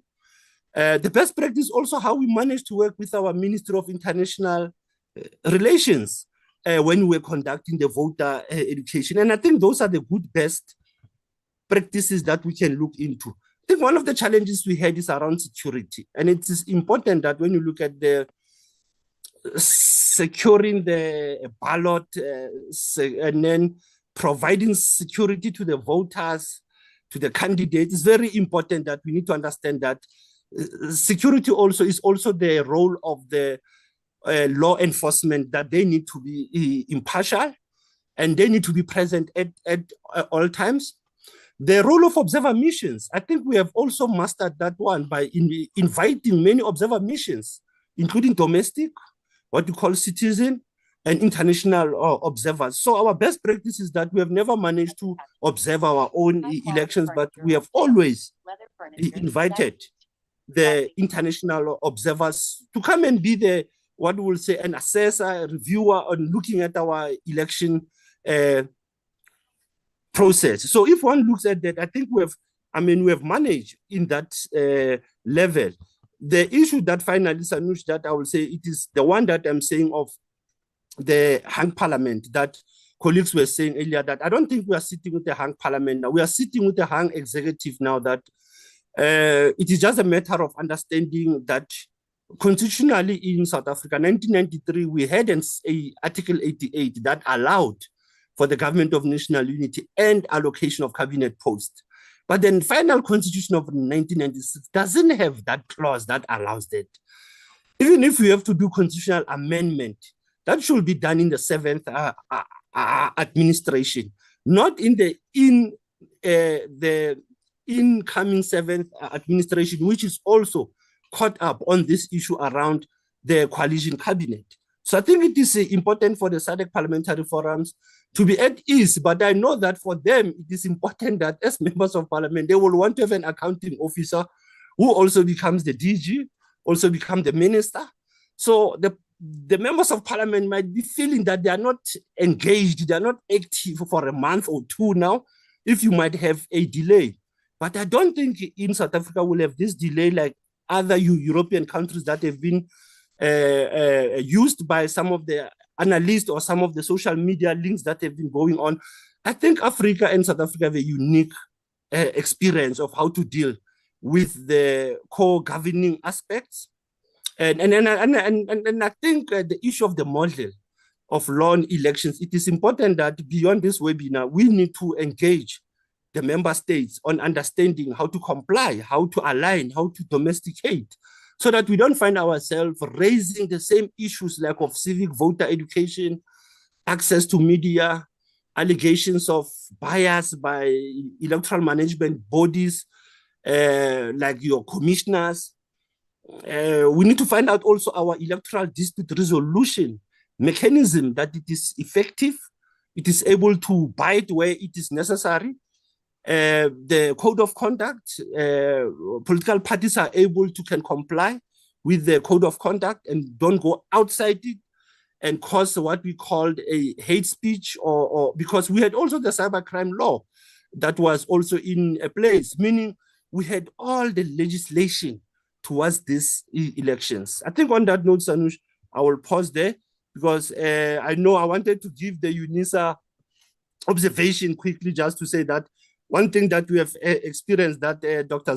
Zondi, Prof. Zondi raised, it is of the vote, I mean, the officials of IEC that we might need to can increase their number so that we can reduce the waiting time, because there was a question around the waiting time. There was the issue even around party agents also interfering with this process. That's what the UNISA Observer Mission has picked up. The issue of voter education we have picked up. And we are maybe pushing the issue being an online university. Maybe you might need to have online voting in the SADC region, which I don't think it will work, looking at the challenges of the energy sector, that you cannot go electronic voting. But those are the issues that we have raised as the UNISA Election Observer Mission in terms of recommendations, but generally as I was giving the key lessons and the best practices and recommendations, I will still insist on what both my two colleagues have said, that it is important for the parliamentarian, for the SADC Parliamentary Forum to galvanize and push this SADC model law on elections to also be domesticated in our electoral amendment matters or our electoral laws, so that even electorates and voters can understand how the laws of the elections are being implemented and are being applied. Thank you very much.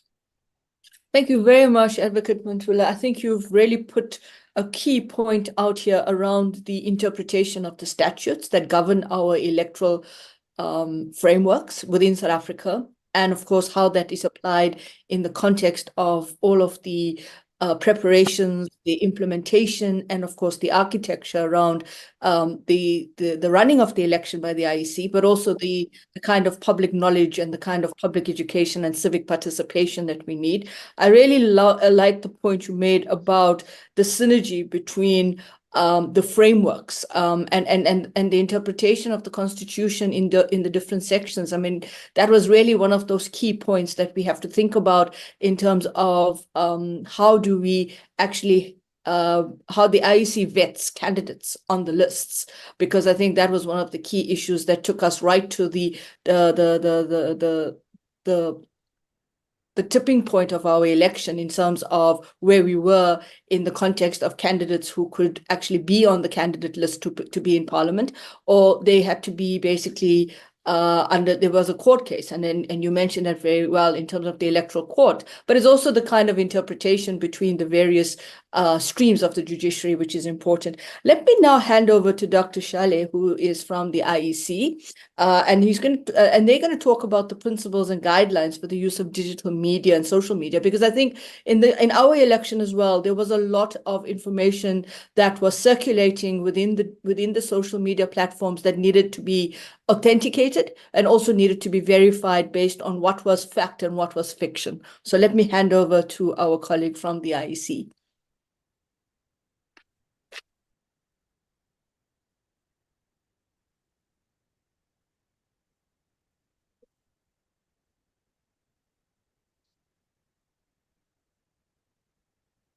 I'm not sure if he's online.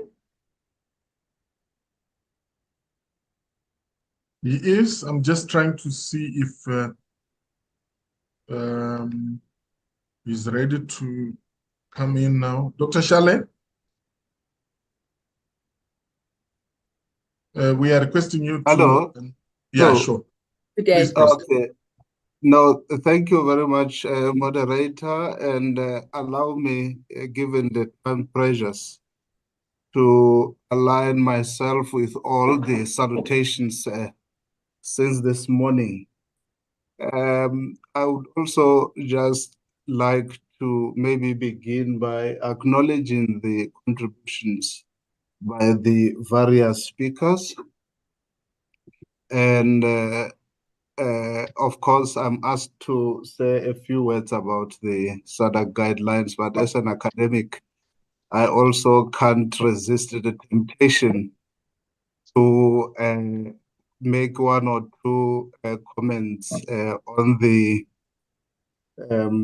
some of the observations that my colleagues make. And I'll start this way, Chair, that I think one of the missing aspects of the analysis on what we have just seen is the recognition or admission or whatever you want to call it, I think, of the deficiency in such analysis that seems to be based on South Africa's exceptionalism. I was waiting to see if Professor Sondi would make this from his vantage point of the Institute at UJ. I think Sipho touches on this without saying so, but I think we have a lot of lessons to learn as a country from the region, from the continent, and indeed globally. And I think that point has to be made emphatically. And I think this is a missing aspect of most of the analysis that I have followed. In other words, what we have witnessed is nothing unique or peculiar to South Africa. It is simply a delayed manifestation of what you would call the erosion of democratic values, but also an emergence of robust throat-cutting contestation, political contestation, between what Professor Zondi was referring to as the left and the right. So we see that, I mean, and this is not unique to South Africa. You see the unraveling of the populist politics in Europe. They just had European Parliament elections. Gurasha, you would remember, we went to Europe in 2020. I think that was 2016 or 2014. We witnessed this already emerging in many European countries. That is the first point. The second point I would like to make is that the analysis from my colleagues today, and indeed to a large extent by many people who are commenting on our just ended elections, lacks the political economy aspect, because most of what we are seeing here is a result of the political economy. Dr. Rabele says this challenges have a lot to do with the lack of service delivery. I agree with her, because in that also you can then begin to see the emergence of the elements of the political economy, which I think is missing in most analysis. Now, having said that, Chair, I just want to respond to one or few points that were made for correctness, if not for completeness, because I think we also have the duty to always make sure that we give accurate information, because this is also one of the tragedies of our electoral discourse. For instance, there is a point, and I'll just touch on a number of points without any sequence. Prof. Zondi speaks to what he says is the lack of voter education, and he says the Electoral Commission only had 2 weekends to do this, and I think we need to correct that fact because it cannot be correct. Civic and voter education in South Africa is continuous, and the Electoral Commission, for its part, conducts both on a continuous basis throughout the electoral cycle. The 2 weekends that Prof is talking about are the targeted voter registration weekends, what in other SADC countries would be called voter registration bliss. It's really just a special targeted campaign to increase the number of voters on the voters roll. That is not necessarily billed as a voter education per se, but of course we do also disseminate a lot of that information. So I think we need to correct that.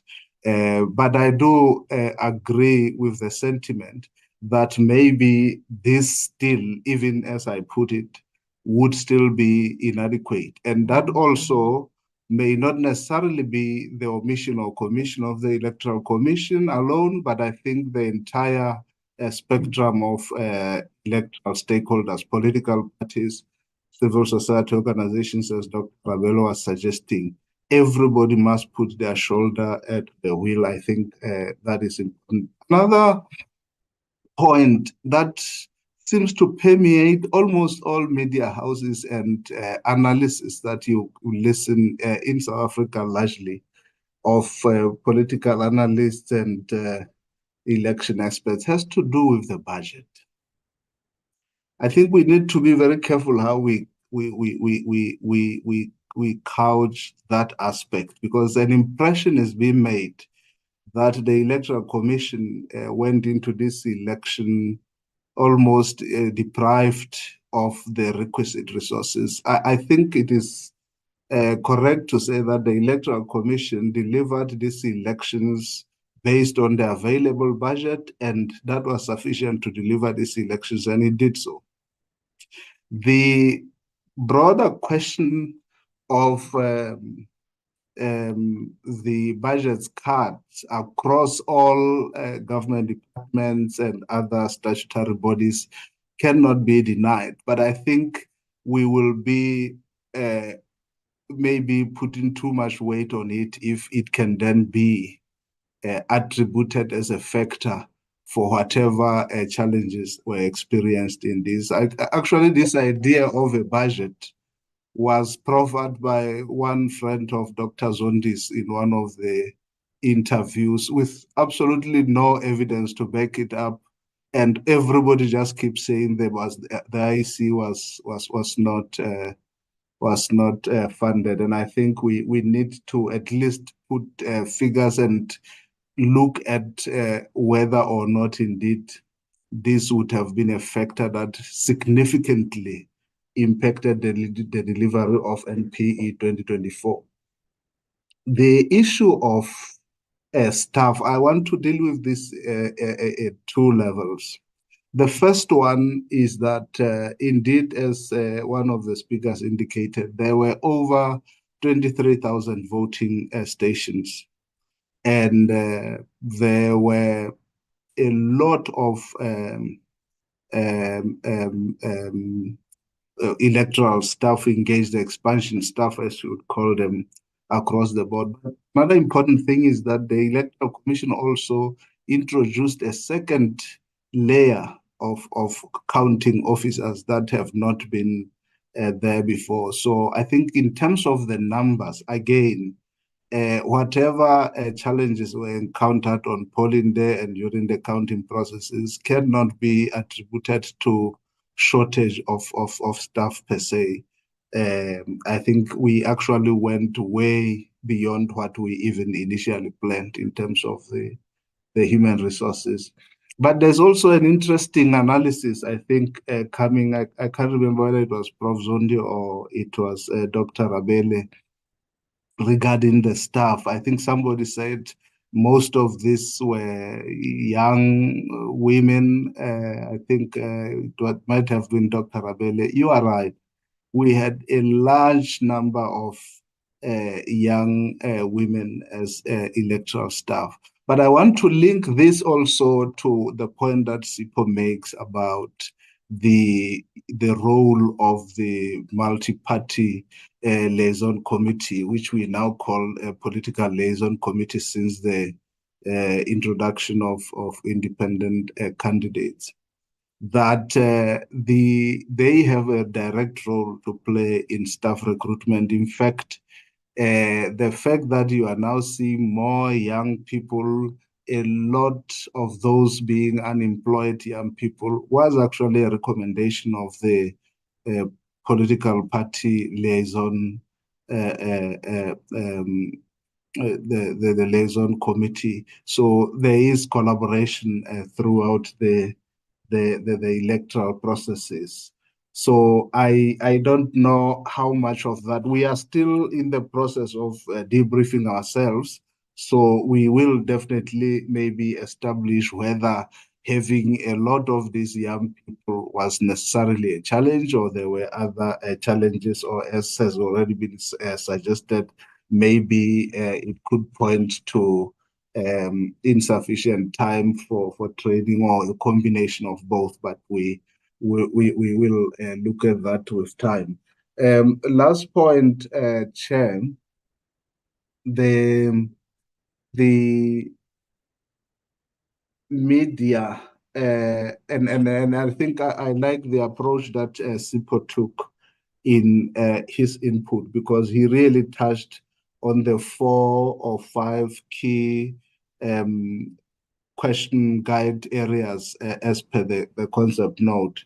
So you'll find that if you run through the SADC model law, which I had the privilege to be one of the drafters, from Article 1 all the way to Article 94, I think to a large extent, a lot of the recommendations arising out of this document have been complied with in the context of the South African elections, including even the EDR portion of that model law, which is Articles 89 to 94. What we see happening in the courts, through the court system, whether it is the electoral court or the constitutional court, is something that is provided for within the electoral justice system, within the election dispute resolution systems or mechanism architecture in the context of South Africa. Now, regarding the principles and guidelines for the use of social media in elections, that then would fall under the article on media in the model law, especially Articles 61 to 67. Indeed, one of the maybe what one would say is limitation in terms of the model law is that it does not give a blow-by-blow when it comes to the digital and social media. However, the principles that Mr. Kurasha refers to fill that gap. These principles were developed by the Association of African Electoral Authorities in collaboration with the Electoral Commission of South Africa, and they seek to assist electoral management bodies to harness the benefits of the digital and social media, but also to help them to guard against the harms that go with the digital and social media. And in this process, we work collaboratively and very closely with the digital companies themselves.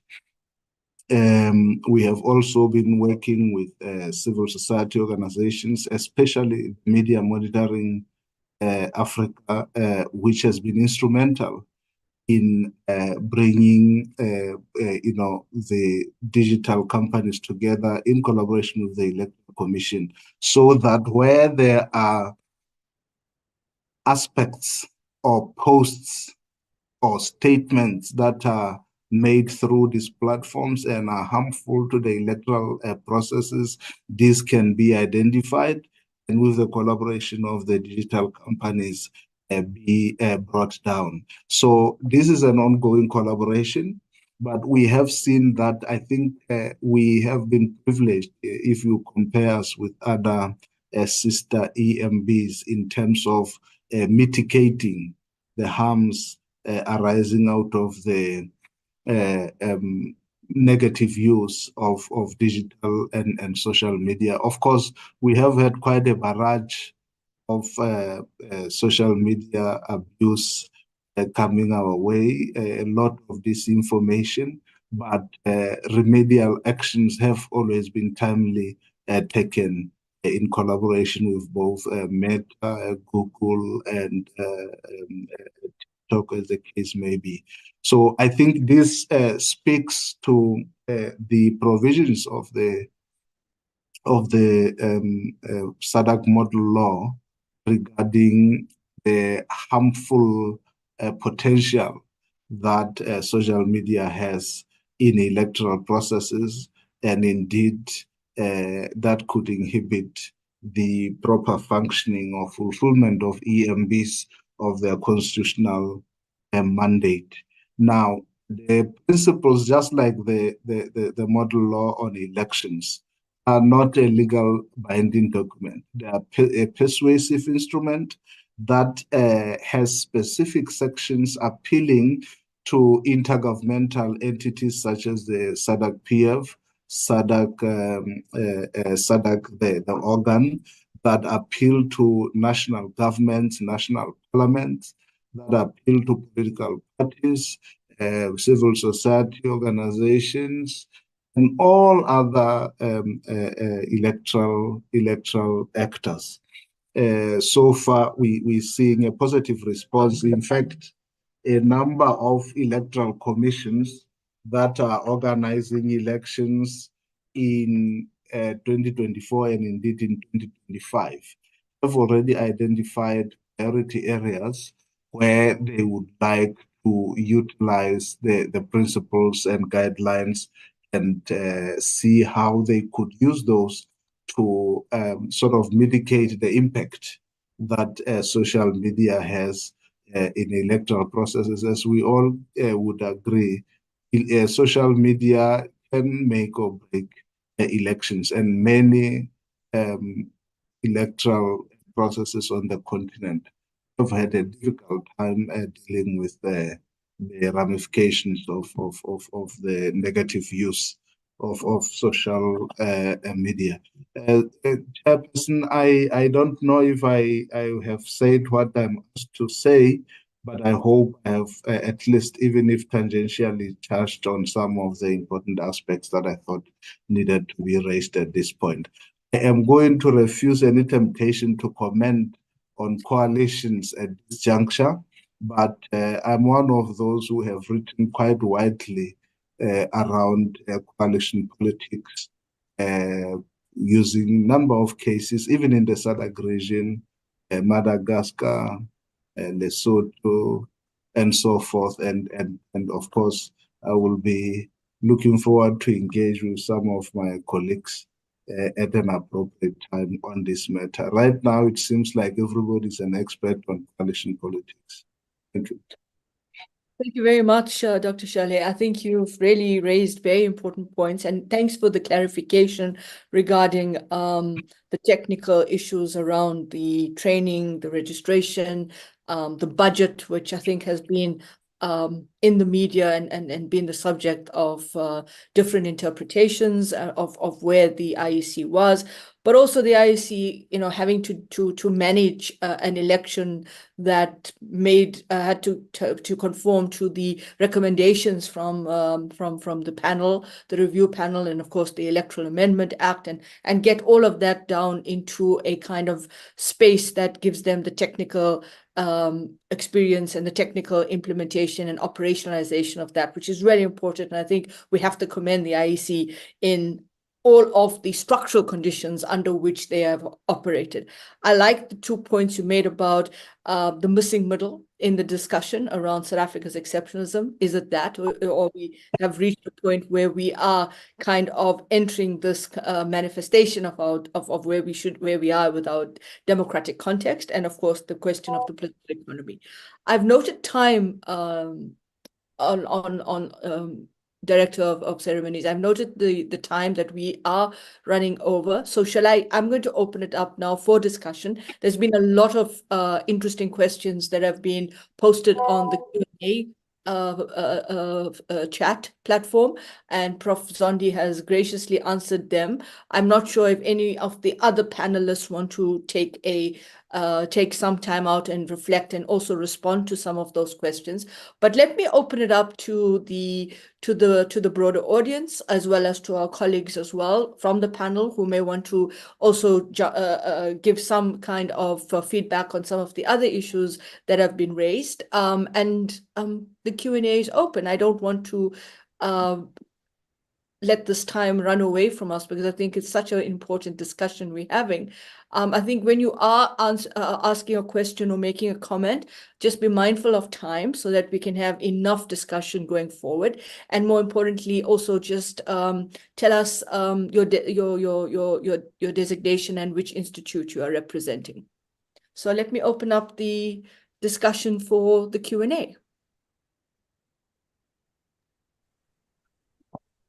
Just to assist Sanusha, when they indicate, we will give them the opportunity to be able to speak, so they can do so by raising hands, and then we'll give them the opportunity.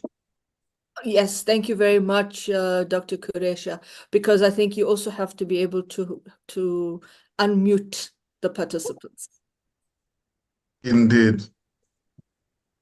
I'm not sure if anyone wants to start off from our panel or respond to some of the comments and interventions that have been made.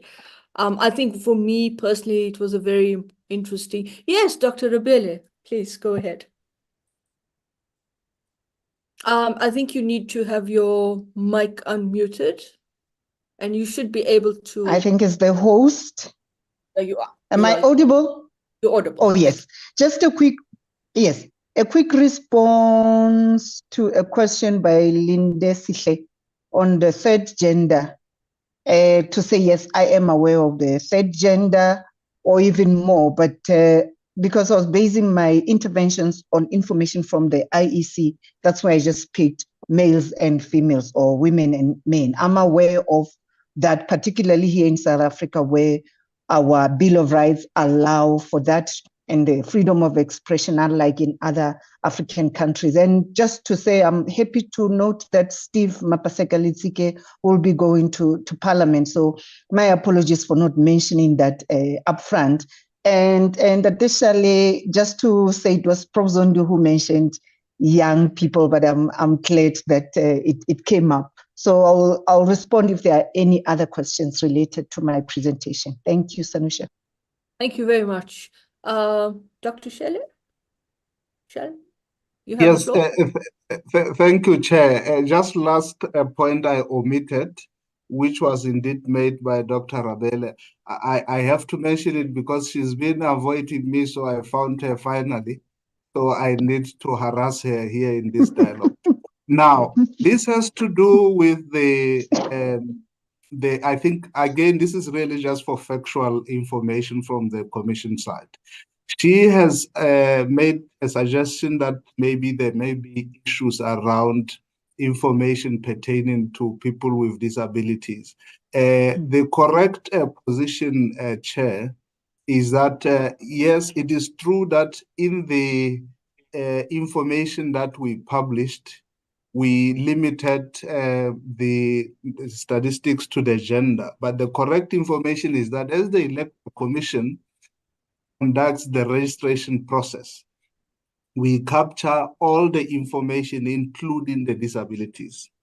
And this helps us in planning and logistics. So, sometimes observers would say, I was at a voting station X, there was no ramp for wheelchairs.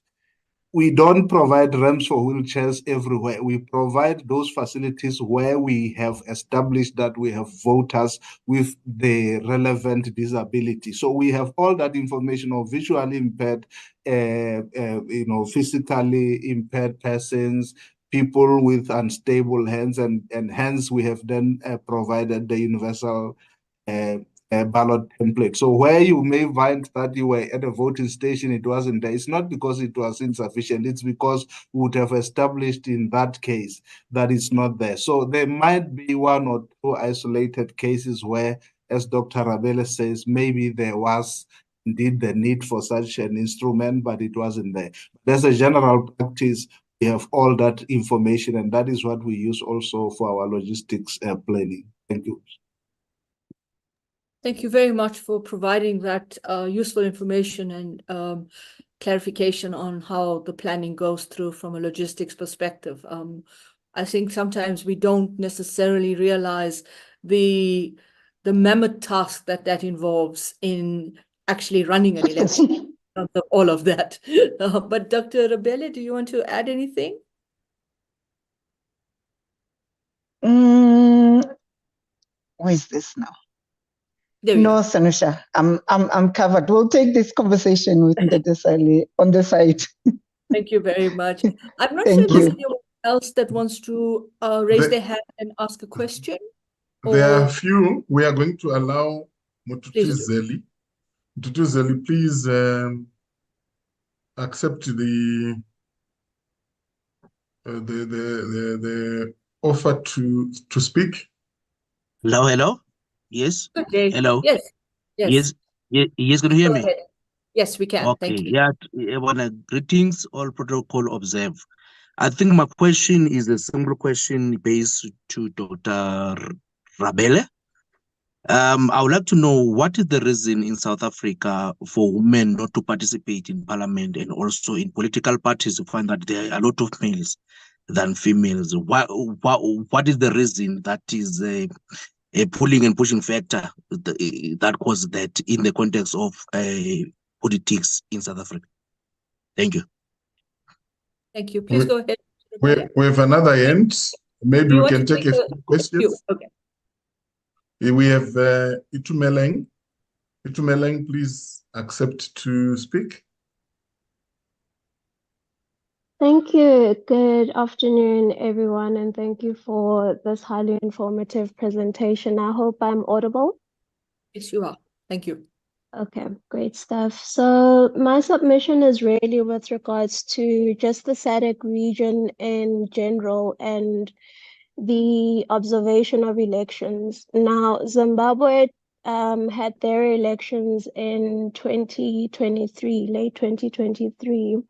So I think while it is important that we observe successes from the outcomes of the South African elections, there's also shortcomings that have been reported repeatedly with regards to the electoral processes in Zimbabwe in particular, where the elections have been found to not have been free and fair due to numerous reasons, right? So my question really is, what is the role of the SADC Parliament or SADC as an organization, you know, to fully appreciating the fact that countries must maintain their sovereignty, but where there is clear indications of electoral interference on the part of a governing party, what sort of reforms or what sort of power does the organization SADC have in order to influence a fairer practice where the rights of the Zimbabwean citizens are honored? Because I think it's very important that Zimbabwe is stabilized for the stabilization of the region in general. Thank you. Thank you very much. And I suspect that that's to all the panelists. So that'll be a good. And then we have Mr. Nyambani. Yeah, Honorable Nyambani. Honorable Nyambani. Thank you very much.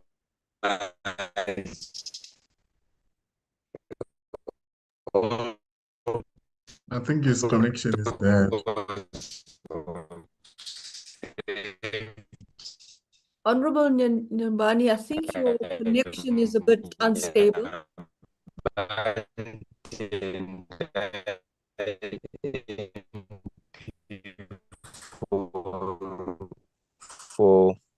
From Zimbabwe, a member of SADC PF. Yes, please go ahead. Hello, do you hear me? We do. It was a bit Do you hear me? patchy at the moment. We can hear you clearly now. Thank you. Please go ahead. Thank you so much.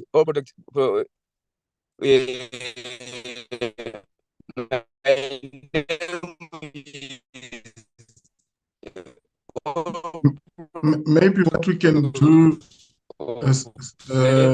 Sanushi, is we can try and mute him and then re-establish the connection. Okay. And then give him the opportunity to speak when his network is stabilized.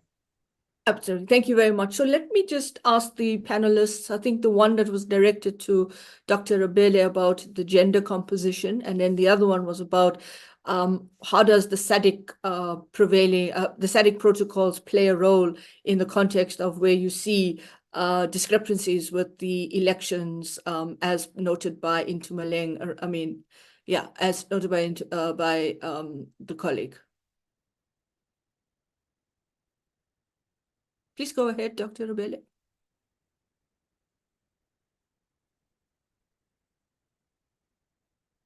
Just unmute, please.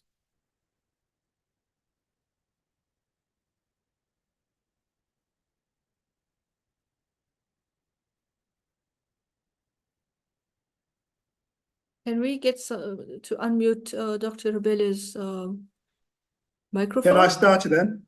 Yes, please go ahead. You go ahead. Let me start while the Tare is working on it. I think the question about the women participation in the election, the results showed that there was a kind of decline, not leadership things, but general women presence and participation in this.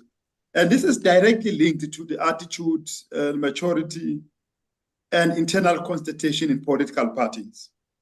We know now for a while that the biggest contributor to higher numbers in South Africa over the past while had to do with the women winning the arguments within the biggest party that contributed the biggest number of MPs generally, and therefore its proportion of women in there contributed to a rising proportion for the rest of parliament, and that was the ANC.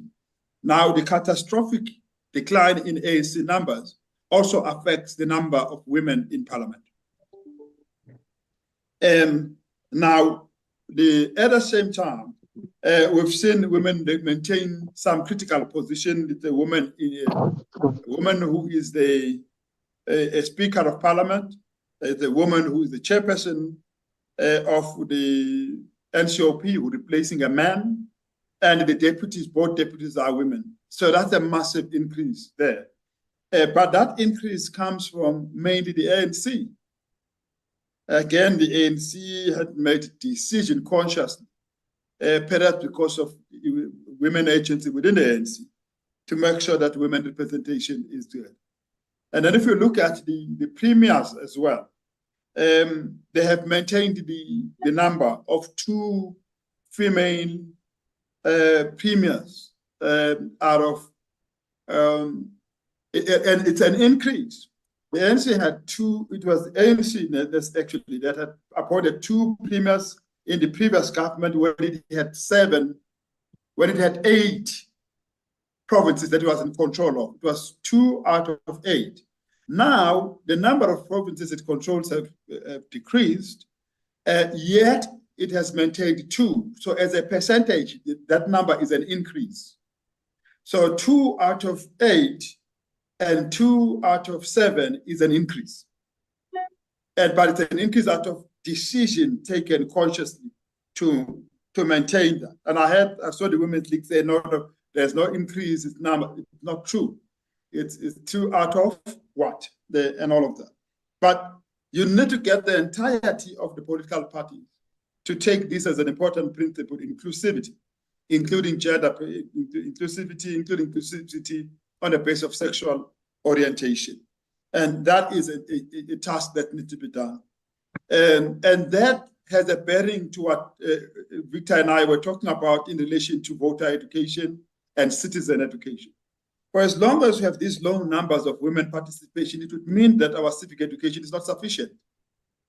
Because our civic education should not be teaching people only how to vote and how to corrupt, but how to build a society that is inclusive, and then how voters can use the power of vote to change society. But as long as we have this problem, it simply means our civic education and voter education is not sufficient.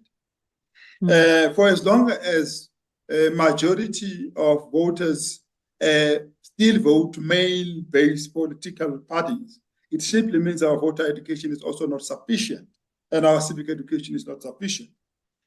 And Victor, I was observer, and I was leading a team of observers that went to 98 voting districts. I know that it's a small percentage, but in research terms, it's important. And then I saw the reports that are now coming from the 2 other observer missions. There is a general perception, general experience that we experienced that there wasn't sufficient training of officials, partly because they themselves said it. They did say it themselves, that they had not gone through 6 months of training, really. They'd gone through a number of workshops of training. And some, maybe they are lying, said they had not gone through anything like a dry run, where they run a mock election as a full team and know how to organize themselves. So we did encounter quite a bit of that, but we thought it is part of the process of learning and growth. A learning institution is an important institution. It's part of growing and learning. I noticed that they didn't use teachers this time, they use those so-called public servants this time, perhaps that's the reason. But they actually drew from a lot of unemployed youth, which was positive. But of course, it had a bearing on experience, because some of them could see no experience of running things elsewhere.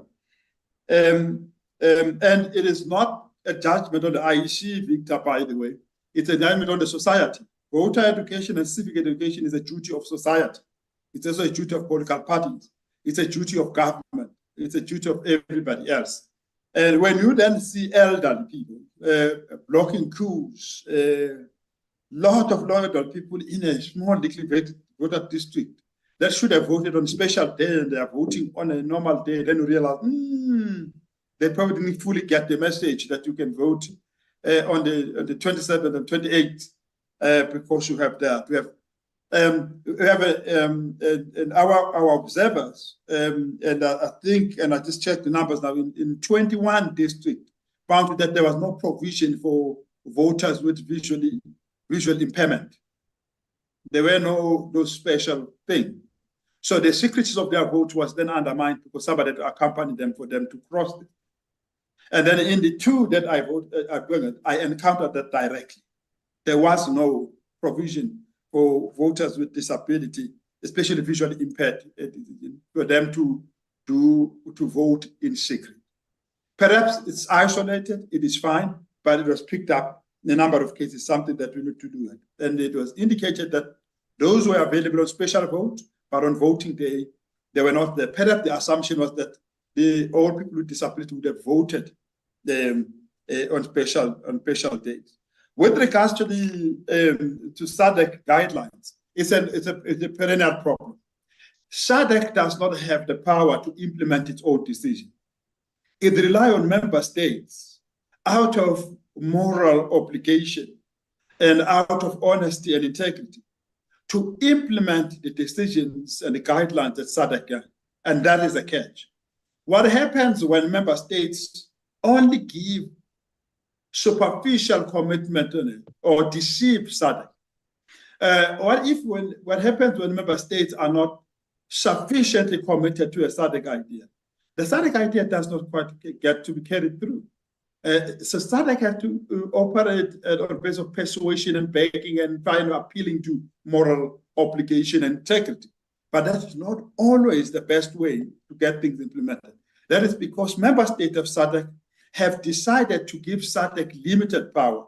In other words, they've decided to go for what we call intergovernmentalism, where power resides at national capitals rather than in the regional body, instead of supranationalism, where power is given also to the central organs of SADC to implement what they decide, rather than really coordinate and encourage and monitor as it happens right now. So it is work in progress, and it will grow and it will improve with time. And we see it right through the region, that countries are beginning to follow the SADC model law and the guidelines, and it is gradually improving how things are run. And my last point is, in the science of democracy, we often say that when the procedures for democracy are predictable and the outcomes of a democratic process are unpredictable, then democracy is mature. Now, getting this situation, even in Zimbabwe, the ruling party lost the election. It just did not allow the loss to happen. When we have situations where we cannot predict the outcomes of an election, then we are maturing. Then those in power cannot be complacent. We've heard it here. The ANC thought it was going to win. It did not win. it does not know whether to win the next one or to lose the next one. And that can only be good for democracy because it places citizens above leaders and makes citizens the ones who call the shot. Thank you very much. Thank you, Prof. Zondi. I'm noting time, and I'm also noting that we need to move towards conclusions and summary and the way forward. So I'm going to ask Dr. Rabele and Advocate Mantula to be as succinct as possible so that we can move towards conclusions in the next 10 minutes, please. All right, thanks, Sanusha. Quickly, the challenge, as Prof has mentioned, is the lack of political will and commitment from political parties. It is only the ANC that has made it their constitutional demand or requirement that they include the zebra aspect of the model, which for this election has been compromised. Hence why the policy recommendation from this discussion is that if the IEC and the judiciary could put in, the IEC to advise, of course, the judiciary and the legislature to put in place an aspect of the electoral law that is mandatory to all political parties to ensure that their list, the party list, adopt a zebra model, which would be female, male, female, and so on and so forth on the list. Lastly, the challenge of funding, political party funding, particularly for women-led political parties, it's a big problem. If you look at main political parties that are led by men and parties led by women, their sources of income for women, for funding for women, that is very much limited. We know of some of these party leaders, famous party leaders, some of them even hide dollars under their sofas or something like that. But women don't have those diverse sources of funding, whether it's legal or not, but it is a fact that men have other forms of mobilizing funding. So I don't know what it is that could be done to ensure that in the legal manner, women-led political parties are awarded more funding based on their performance, of course. But thanks for now. Thank you so much. Thank you so much, Dr. Rabele. Advocate Mantula?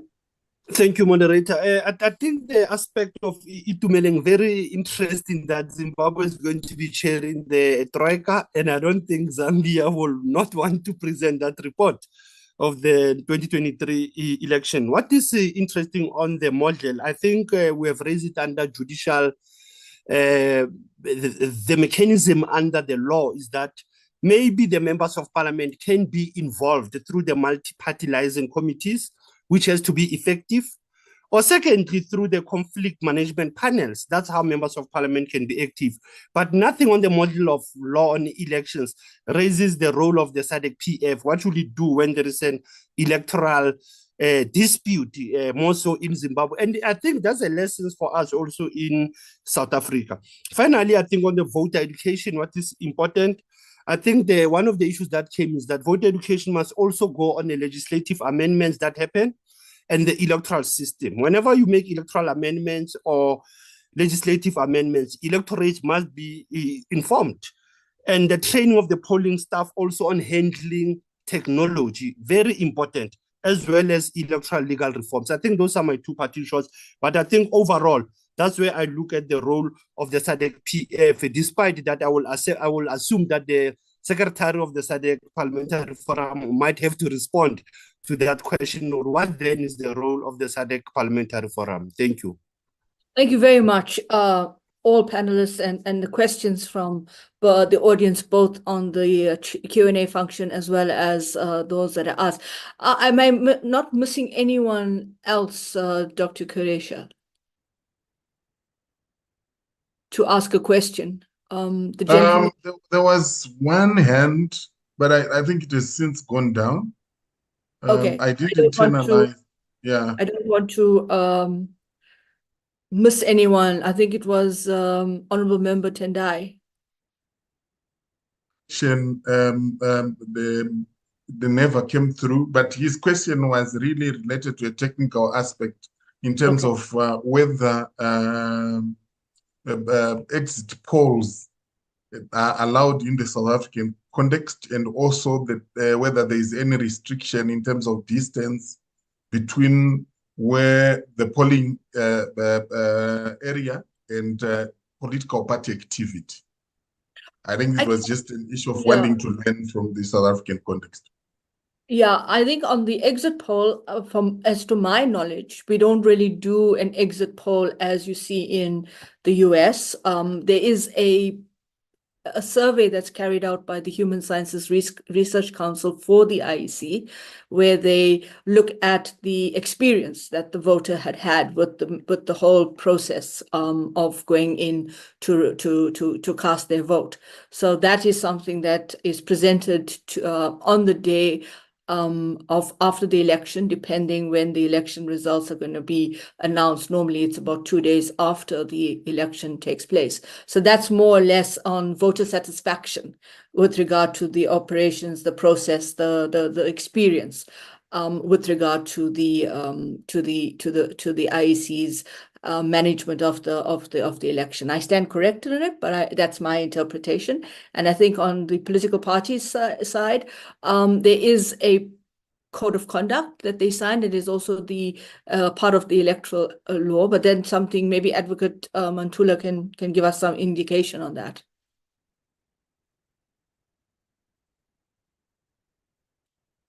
I'm not sure if he's still online, but maybe even Victor can give us some indication on how far from the voting station the political parties need to be. I think they have to stop campaigning a couple of, I don't know, there's a time frame where they stop, but definitely not necessarily being able to campaign very close to the voting station. So that's my interpretation. Shall we go forward to conclusions now, Dr. Kuresha? I think so. Let's proceed. Yeah, so can you guide us here in terms of whether you want me to just give a kind of broad outline on the conclusions going forward, and then you have whoever's been taking down the rapporteuring of the session to provide the conclusions and way forward? There are 3 key activities. The one is the summary. You can allow Dr. Nube to give that summary, and then obviously as moderator, you take the process forward. We also have an evaluation, and then we have the closing remarks by the Secretary General. Thank you very much. So let me invite Dr. Sorry. I'm getting tongue-tied. Let me invite the person who's doing the summary to come forward and provide the summary for the session. I really think there's so much of rich information here that we would definitely need to let all of this kind of continue to get our attention going forward. Good afternoon, colleagues, and thank you, Director of Ceremonies. I would like to recognize, of course, the presence of the SADC PF SG, and in the interest of time, say all protocol observed. I undertake perhaps to provide a written summary so that I don't go through everything that was put on the table. But obviously, the objective of the conversation was to look at policy recommendations as well as advocacy strategies as lessons from the recently concluded South African election. And there are a number of things that stand out. So I'll just go through those that stand out, and then we'll add to them as and when I present the written conclusions. So I think the first important thing is to acknowledge, and this is from all the 3 speakers, that the elections were largely in compliance with the normative standards that the model law sets. And that is very important because while we may want to look at areas of improvement, the starting point should be to look at those things that have worked well and why they have worked well. So, and I think this is what Dr. Shale was at pains to emphasize when he intervened, to say the most important thing is to look at what has worked and why it has worked. But most importantly, the issue of the pre-election period, the peace that prevailed, the campaigning period, the disturbances that were there, how were they dealt with? And from, again, across all the presentations, it is clear that there were indeed isolated incidents of disturbances, but these were dealt with in a manner that restored the credibility of the system. And that is important, because in the jurisdictions that were referred to from some colleagues who made comments, you can clearly tell that there's a sense that the security apparatus are used for purposes of the ruling party. And that was not the case in South Africa. And then the second thing was the issue of the budget.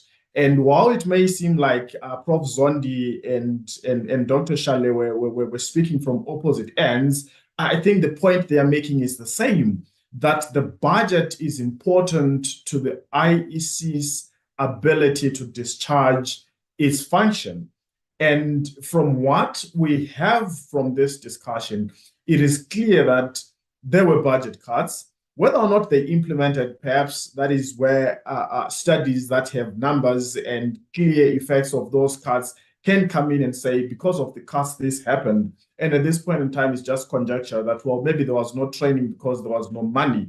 But those are conversations that still take us back to the importance of the model laws and what they say on funding of electoral management bodies, because they need to be sufficiently funded, to be independently funded, to use their budgets as they see fit and not to be interfered with.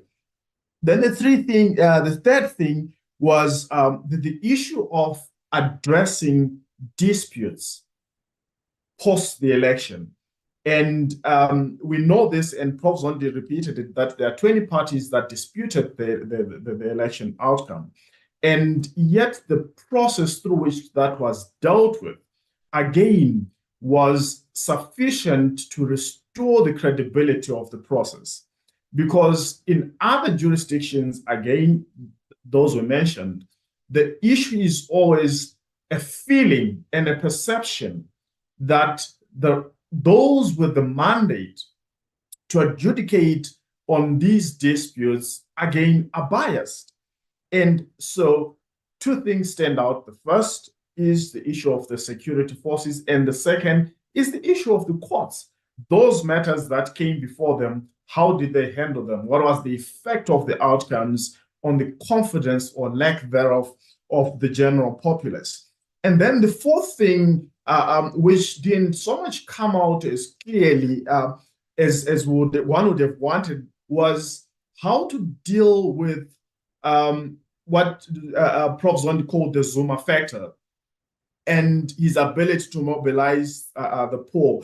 And in that context, the takeaway is the ability of the system to deal with those shocks, if I can call them shocks, because he comes in and has really tested the system through the MK and its activities.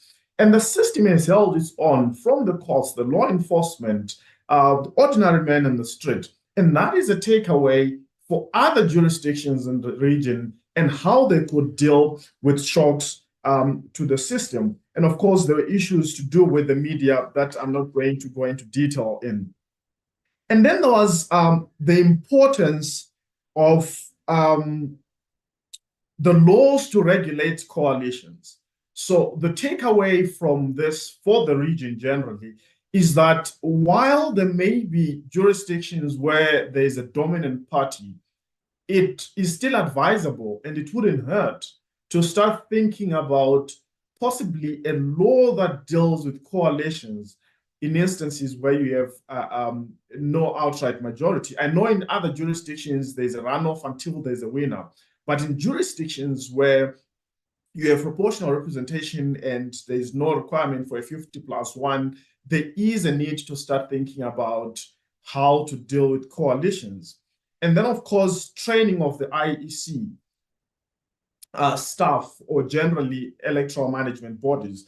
And again, even when Dr. Shola came in, he also says there was a need, yes, but although that need cannot be attributed to the budget, it still existed. And that is a lesson. What are those things that are pertinent to a free and fair election? because when you look at the complaints of the Umkhonto weSizwe Party, for instance, they allege that some people were unable to vote because of the inefficiencies of the electoral management body. And that in its own is an issue that speaks to the ability of the electoral management body to carry out its function. Then finally, there was the issue of social media or information management. And I think this is quite huge, and I'm glad it came out to the extent that it did in all the presentations, that electoral management bodies have to make a conscious decision to partner with all stakeholders to manage the dissemination of information and quick and efficient responses to posts that pose a threat to the electoral process. And we see that in other jurisdictions, fake information, populist statements that advocate for violence can easily turn the country into violence. And generally, those directorial ceremonies are the issues that stood out. I think the rest I'll include in the written presentation just for the sake of time. Thank you. Thank you very much, Mr. Ndume. It's really important that you've set it out in these several areas in terms of the normative framework and the fitting of the election within that, the budget and how that can play a critical role, the question of addressing disputes and how those were adjudicated both by the IEC. We hear that the IEC had around about over 900 disputes in this election and a period of 3 days that they were adjudicating these disputes. And one of the big disputes is the question of the boards going down, the electronic boards going down, and what happened in that period. Was that one of the key issues as well that has been brought forward by this application that has now been made by the MK party that says over 9 million votes are being disputed as to whether they've been kind of not included in the final count. And this is where we are currently. How do we feel about the Zuma factor and where does the Zuma factor fit? I think one of the key things we got to think about in the South African election is the pre and post period, the pre, the during, and the post period of this election. One of the key things that I think we also have to be very mindful of is the ability to deconstruct the legislation that has taken place. So from when the Constitutional Court had mandated the Parliament, the sixth Parliament, to come up with a model or a framework including independent candidates, that panel of review that had to sit and come up, which was led by the former Home Affairs Minister, Dr. Arya Mosoledi, was very critical because it also meant that the timeframes in which the IEC had to operate to get its voter registration out, to basically also make sure that the voters' roll was up to date and actually reflected the amendments to the Electoral Act. Most importantly, I think was critical in terms of what jurisdiction the IEC had and what jurisdiction was coming out from the Constitutional Court ruling to the panel, to the Parliament, to actually find that panel come up with the recommendations. And I think this has been one of those gray areas of uncertainty because, again, the question was the allocation of seats for independent candidates, which was a big issue that went through a number of different iterations and ventilation, and eventually came up to the fact that the civil society groups that took this up as a legal matter, the Constitutional Court ruled that there was no kind of basis to say was what's going to happen in terms of how do you allocate the seats in the National Assembly around the 350 versus the 50 for political parties. That was a big debate as well. The second thing on point number 4 is really the question of what was going on in terms of the parallel issues, the contestation in the political landscape, both in the context of what is going on with the MK party coming out and making the statements that they made in the run-up to this election. And then, of course, there's also the issue around the interpretation of the sections of the Constitution where the IEC had to also then take it can't vet every candidate on the list. And so they also get these public comments or these public responses that they don't feel that this candidate should be on the list. And it comes out in that way as well. I think Professor Zondi and other panelists mentioned one of the IEC commissioners that was then taken to task by the MK party. But all this becomes part of the ability of the system to respond to this to the challenging environment that we had. But also this challenging environment does not necessarily mean we've resolved issues. We're going to continue to come into contact and be confronted by these issues around the interpretation of how do you actually look at candidates that are put up as candidates for the party lists, etc. Who doesn't get on, who gets on, but more importantly, do they fit the constitutional mandate? Because these are members of parliament that take the constitutional oath, or they take an affirmation, and that's something to uphold the constitution. That's something that's very interesting right now when you look at the 58 members of the MK party and you look at who's leading the MK party, who is a former judge president that was impeached, who is now leading the MK party. That raises questions about, how are we interpreting the candidacy as well in terms of the gender question, but also in terms of the number of younger people that are in the parliament.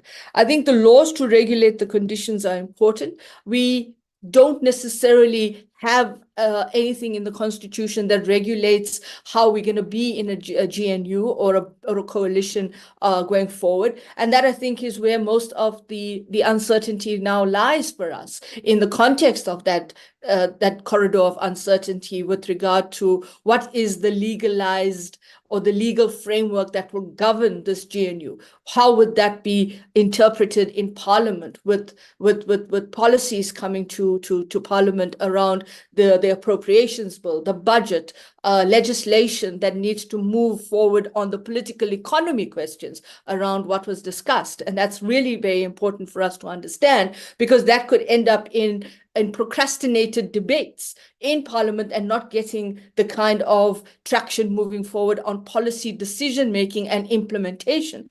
Perhaps this is why we kind of find ourselves with a president, but not a cabinet right now, who's going to basically move the legislation forward, but how that accountability in Parliament is going to happen, because now you have a much more contested Parliament in terms of the number of seats that are there.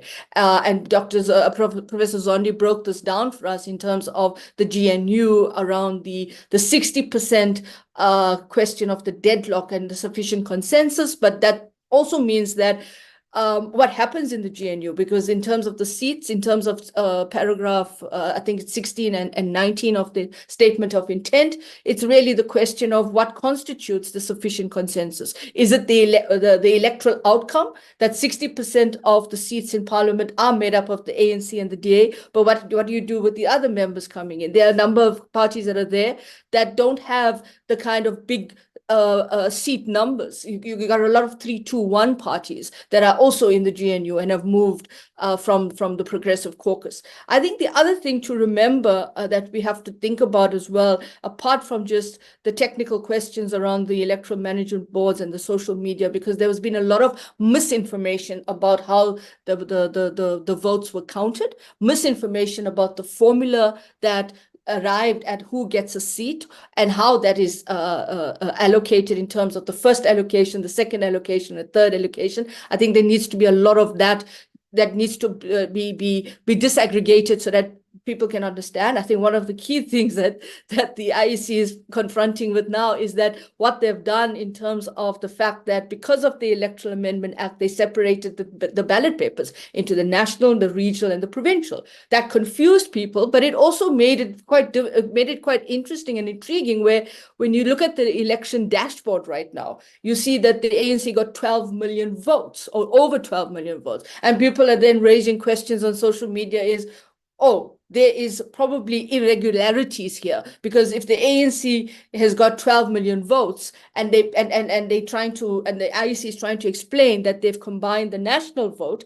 and the regional vote together to get the 12 million, people are now raising questions about whether the IEC has not been able to be more clear about the calculation of how they came to the 12 million. There's a lot of people that are going out on social media and they are raising questions about whether the IEC is now a credited or a discredited organization, because they are confusing a lot of the formula and the calculation and how this has been done. So I think there's a lot of that needs to go forward in terms of education and electoral management bodies, in terms of how you actually understand the complexities of our election that is broken down into these 3 votes that is part of the Electoral Amendment Act. The Political Party Funding Act also is important. Final point, and I can see the Director of Ceremonies coming on. Final point is, I think we cannot ignore the question around these ideological divisions or this ideological spectrum in our country. But the question for me is not only about the ideological, it's about the realignment of opposition. Because for a long time in South Africa, the question was, do we have a viable opposition? Now with the DA and the ANC in this coalition agreement, or this coalition of a government of national unity, the question is, who is the official opposition? And it raises the question, circling back to the MK party and the Zuma factor and the questions around, are we seeing a realignment of our opposition as well, and how this will play out? Thank you. And I want to now hand over to, I think, the evaluator to do the evaluation. I just wanted to make those few points so that we contextualize where we are and how much of this is about the structural conditions as well in our electoral landscape. Can I now hand over to the person who's going to do it? Sure. Thanks very much, Sanusha. Ronald, and colleagues, note that the evaluation is critical in terms of both the form and content. Remember, this is the inaugural webinar and would benefit a lot from your inputs. Ronald, you have the floor. Good afternoon. I've just shared the evaluation form. Kindly fill in all the questions, please, and in the end, click on the submit button for us to tally what you've submitted to. Thank you very much. How many minutes do you want us to allow you, Ronald? We can do it for 5 minutes. Okay. We'll have 5 minutes, and then we come to the conclusion with the closing remarks from the Secretary General. We encourage everyone to submit, to make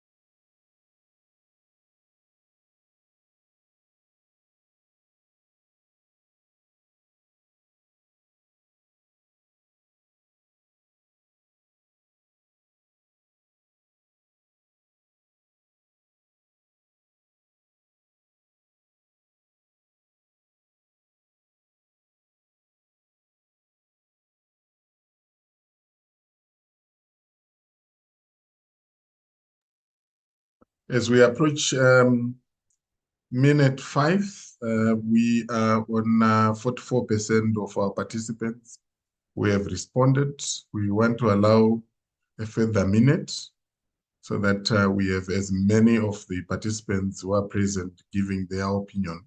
As we said, this is critical because it will help to shape the future engagements under the webinar series.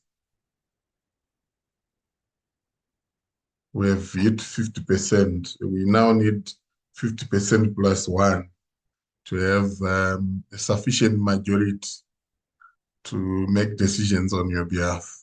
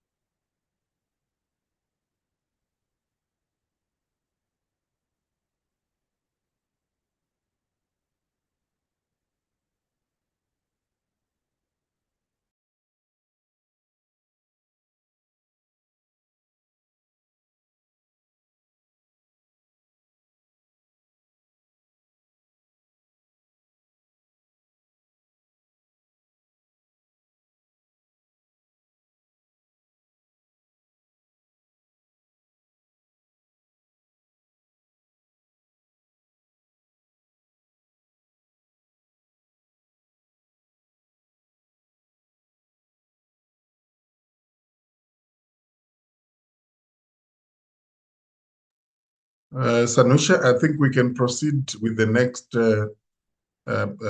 item while the polls are running.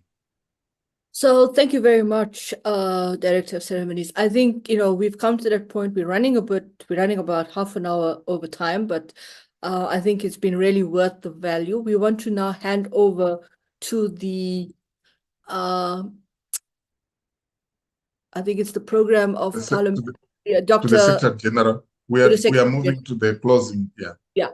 So we want to basically hand over to the Secretary General to make the closing remarks.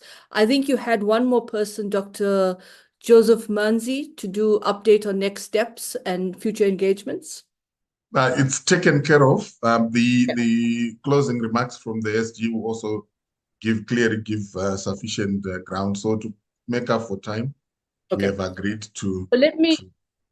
Thank you so much. Let me invite the SADC Parliamentary Forum Secretary General, Her Excellency Sekoma, to make the closing remarks and also to thank all of the organizers and the participants and everyone who has been here for the duration of this inaugural webinar.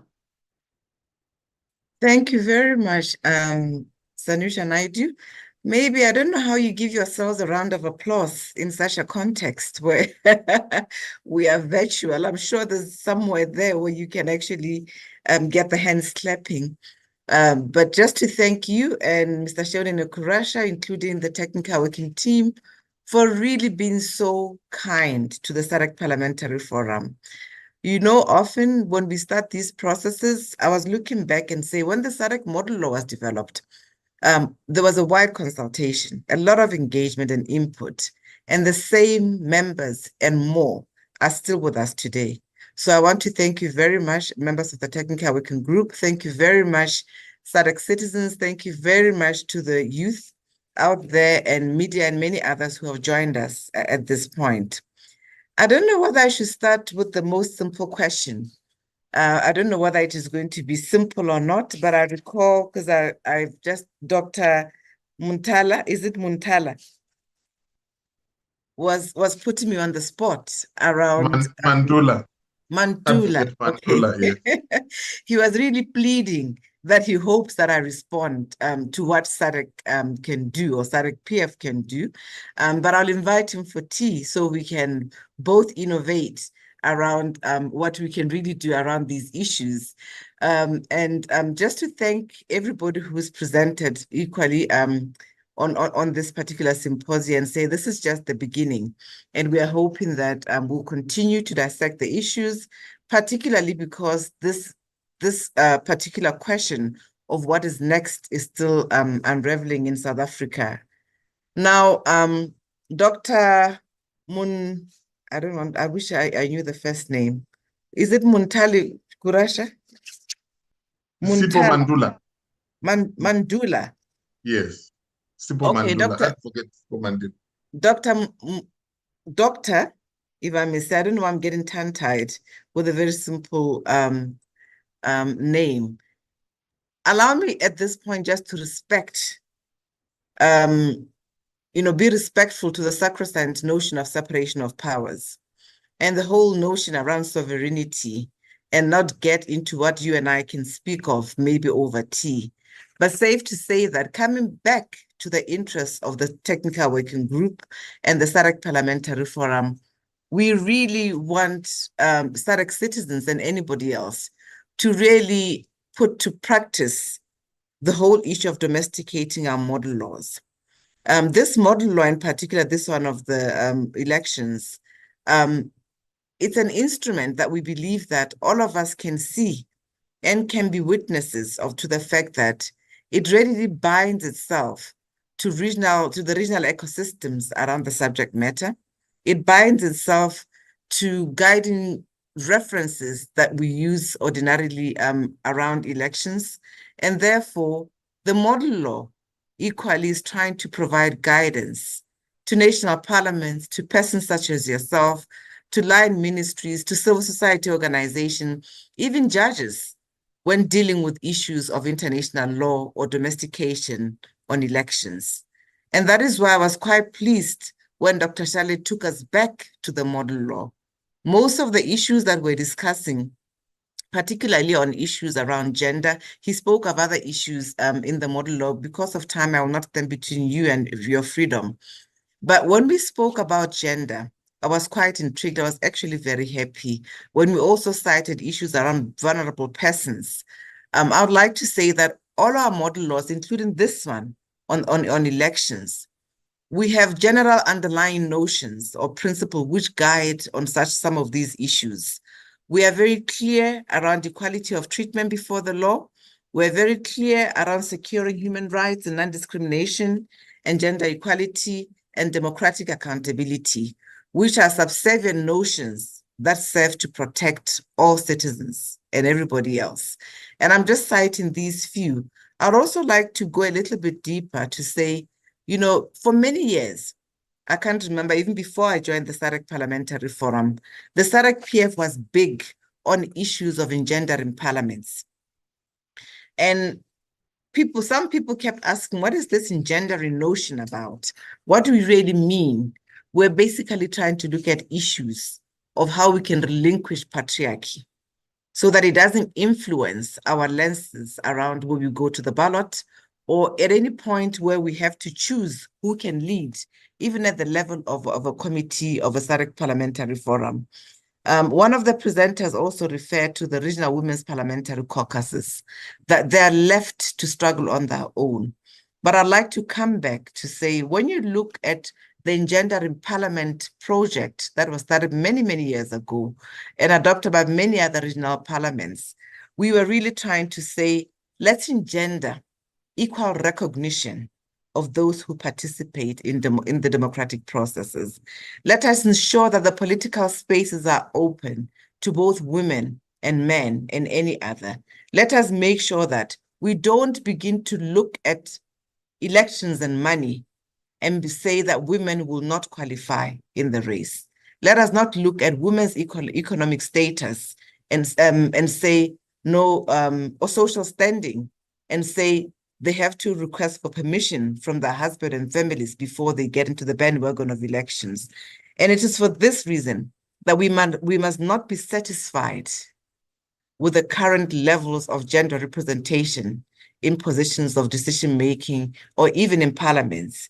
And this model law goes further to talk about engineering. We moved from engendering, which was programmatic. We went to the model law. When you look at the language that is used in the model law, we're looking at constitution shall engineer processes that will bring us to a point where we are not going to talk about gender as remote, but rather that the gender issue must be an issue of adherence and codification. And it is for this reason that I'd like to thank you for bringing this issue up, because we must really move further into ensuring that we don't now become talk shops around gender equality. We don't just talk about democratic accountability in vain, but we must really be subservient to these notions and take it further. I'm also pleased to note that the cross-cutting issues that you raise are what the model law also encapsulates. You've talked about money and politics, and some have gone further to talk about the stereotyping around money. Some of the literature that you go through around this particular subject matter, some talk about, democratic capitalism, or that there's a crisis around money and allowing people to participate in elections. I think Dr. Shale spoke about the whole issue around resourcing our institutions. And I think this is what SADC Parliamentary Forum can continue to speak to and encourage parliaments to really look onto this matter during appropriation. And maybe for South Africa, it may be a matter for a committee to look into and say what happened during elections. Did we fall short of our constitutional imperative to ensure that our democratic institutions are well-resourced? And what could we have done better in this regard? And I'm also pleased to note the fact that all of us are underlining the whole issue around accountability and the rule of law, which are really basic tenets for any functioning democracy. I'm not going to get into the details because we've talked about them in detail. And I'm encouraged by what was mentioned around the prevailing jurisprudence in the region, that we must go back, look at this. If possible, some of you can do judicial activism indirectly to complement the SADC model laws or any other body of knowledge that already exists in this area. I also want to say that we spoke about the gaps that exist in the SADC model law. The SADC model law was done in whatever year, and there'll always be gaps because there's an evolution, there's a change every day.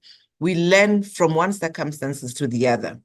But I think that while the model law can play a strong role in filling the existing gaps in some jurisdiction, it may not do so.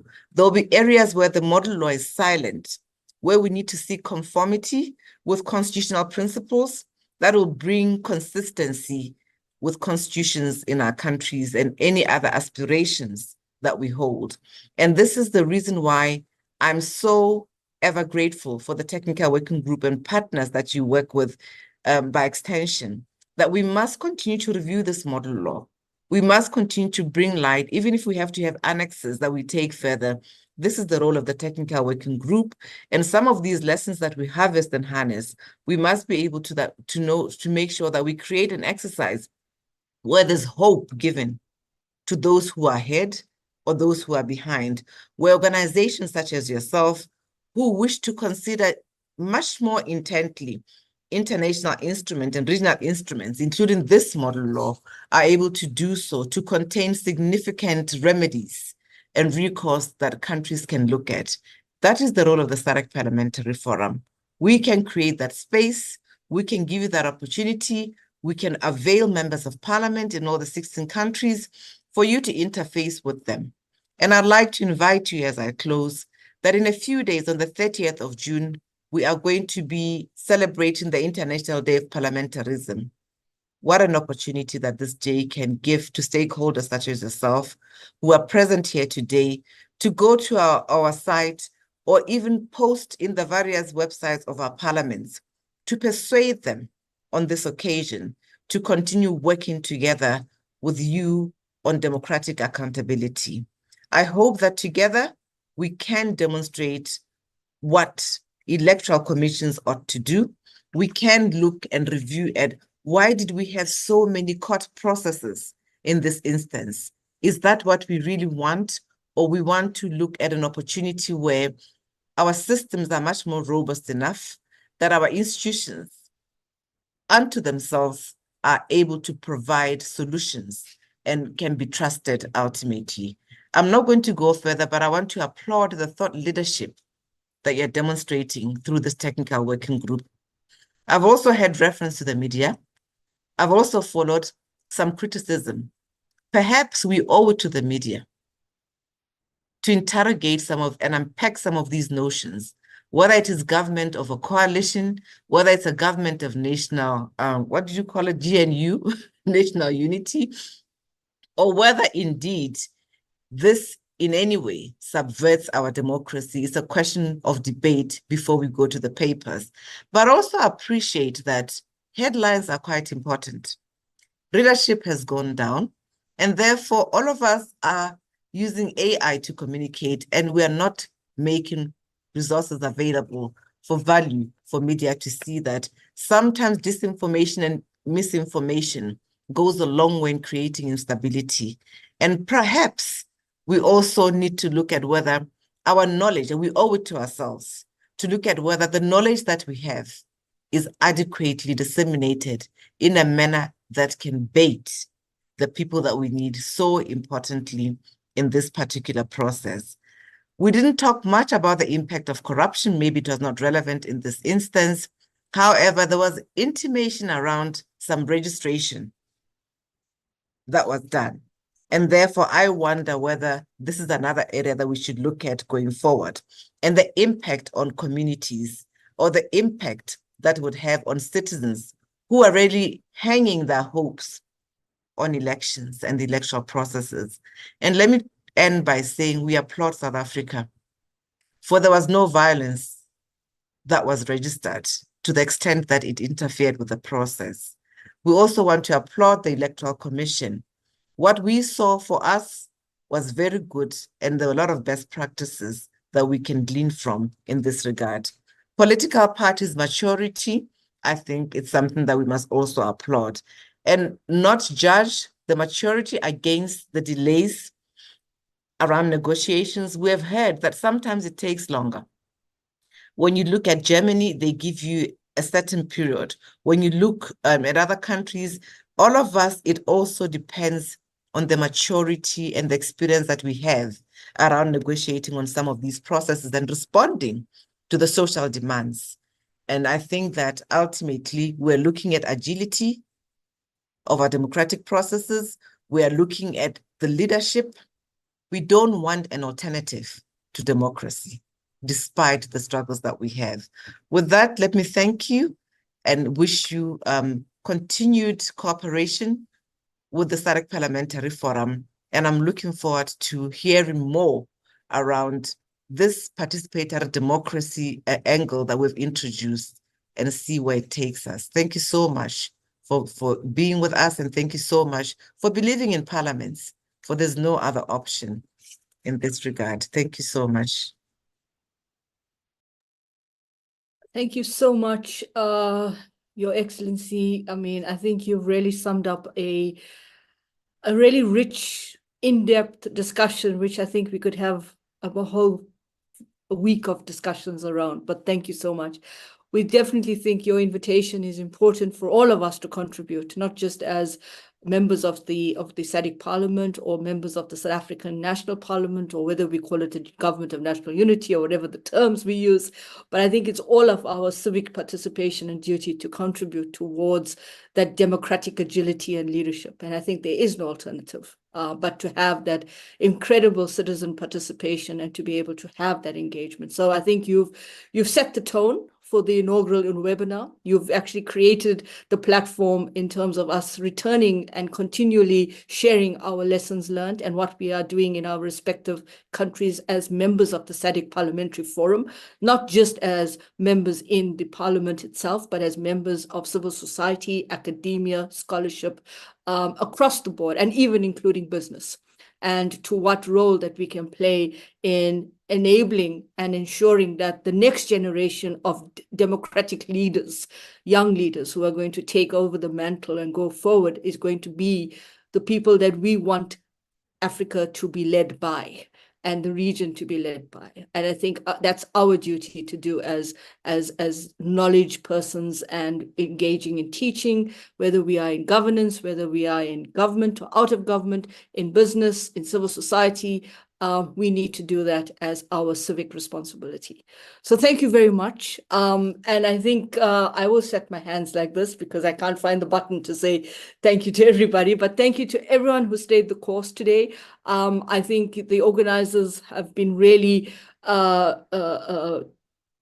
appreciative of the fact that this discussion has taken us into those very uncharted territories that we need to have the awkward discussions on. And I think in South Africa, we are having that and realizing that we are in a very important time in our democracy, and that there's a maturity of our political leaders, and that the system is being tested all the time, and it's a work in progress, just like the SADC Parliamentary Forum will be, and the model law will be a work in progress all the time. So thank you to the panelists. I think we have to give them a round of applause. They were absolutely fantastic. They've given us more things to think about, and I wish that we have more of our students in the jurisprudence of electoral law, and more of our students from governance, leadership capacity from these institutes to be online, so that they can take the discussion and the iteration of the kind of region we want go forward. Thank you very much.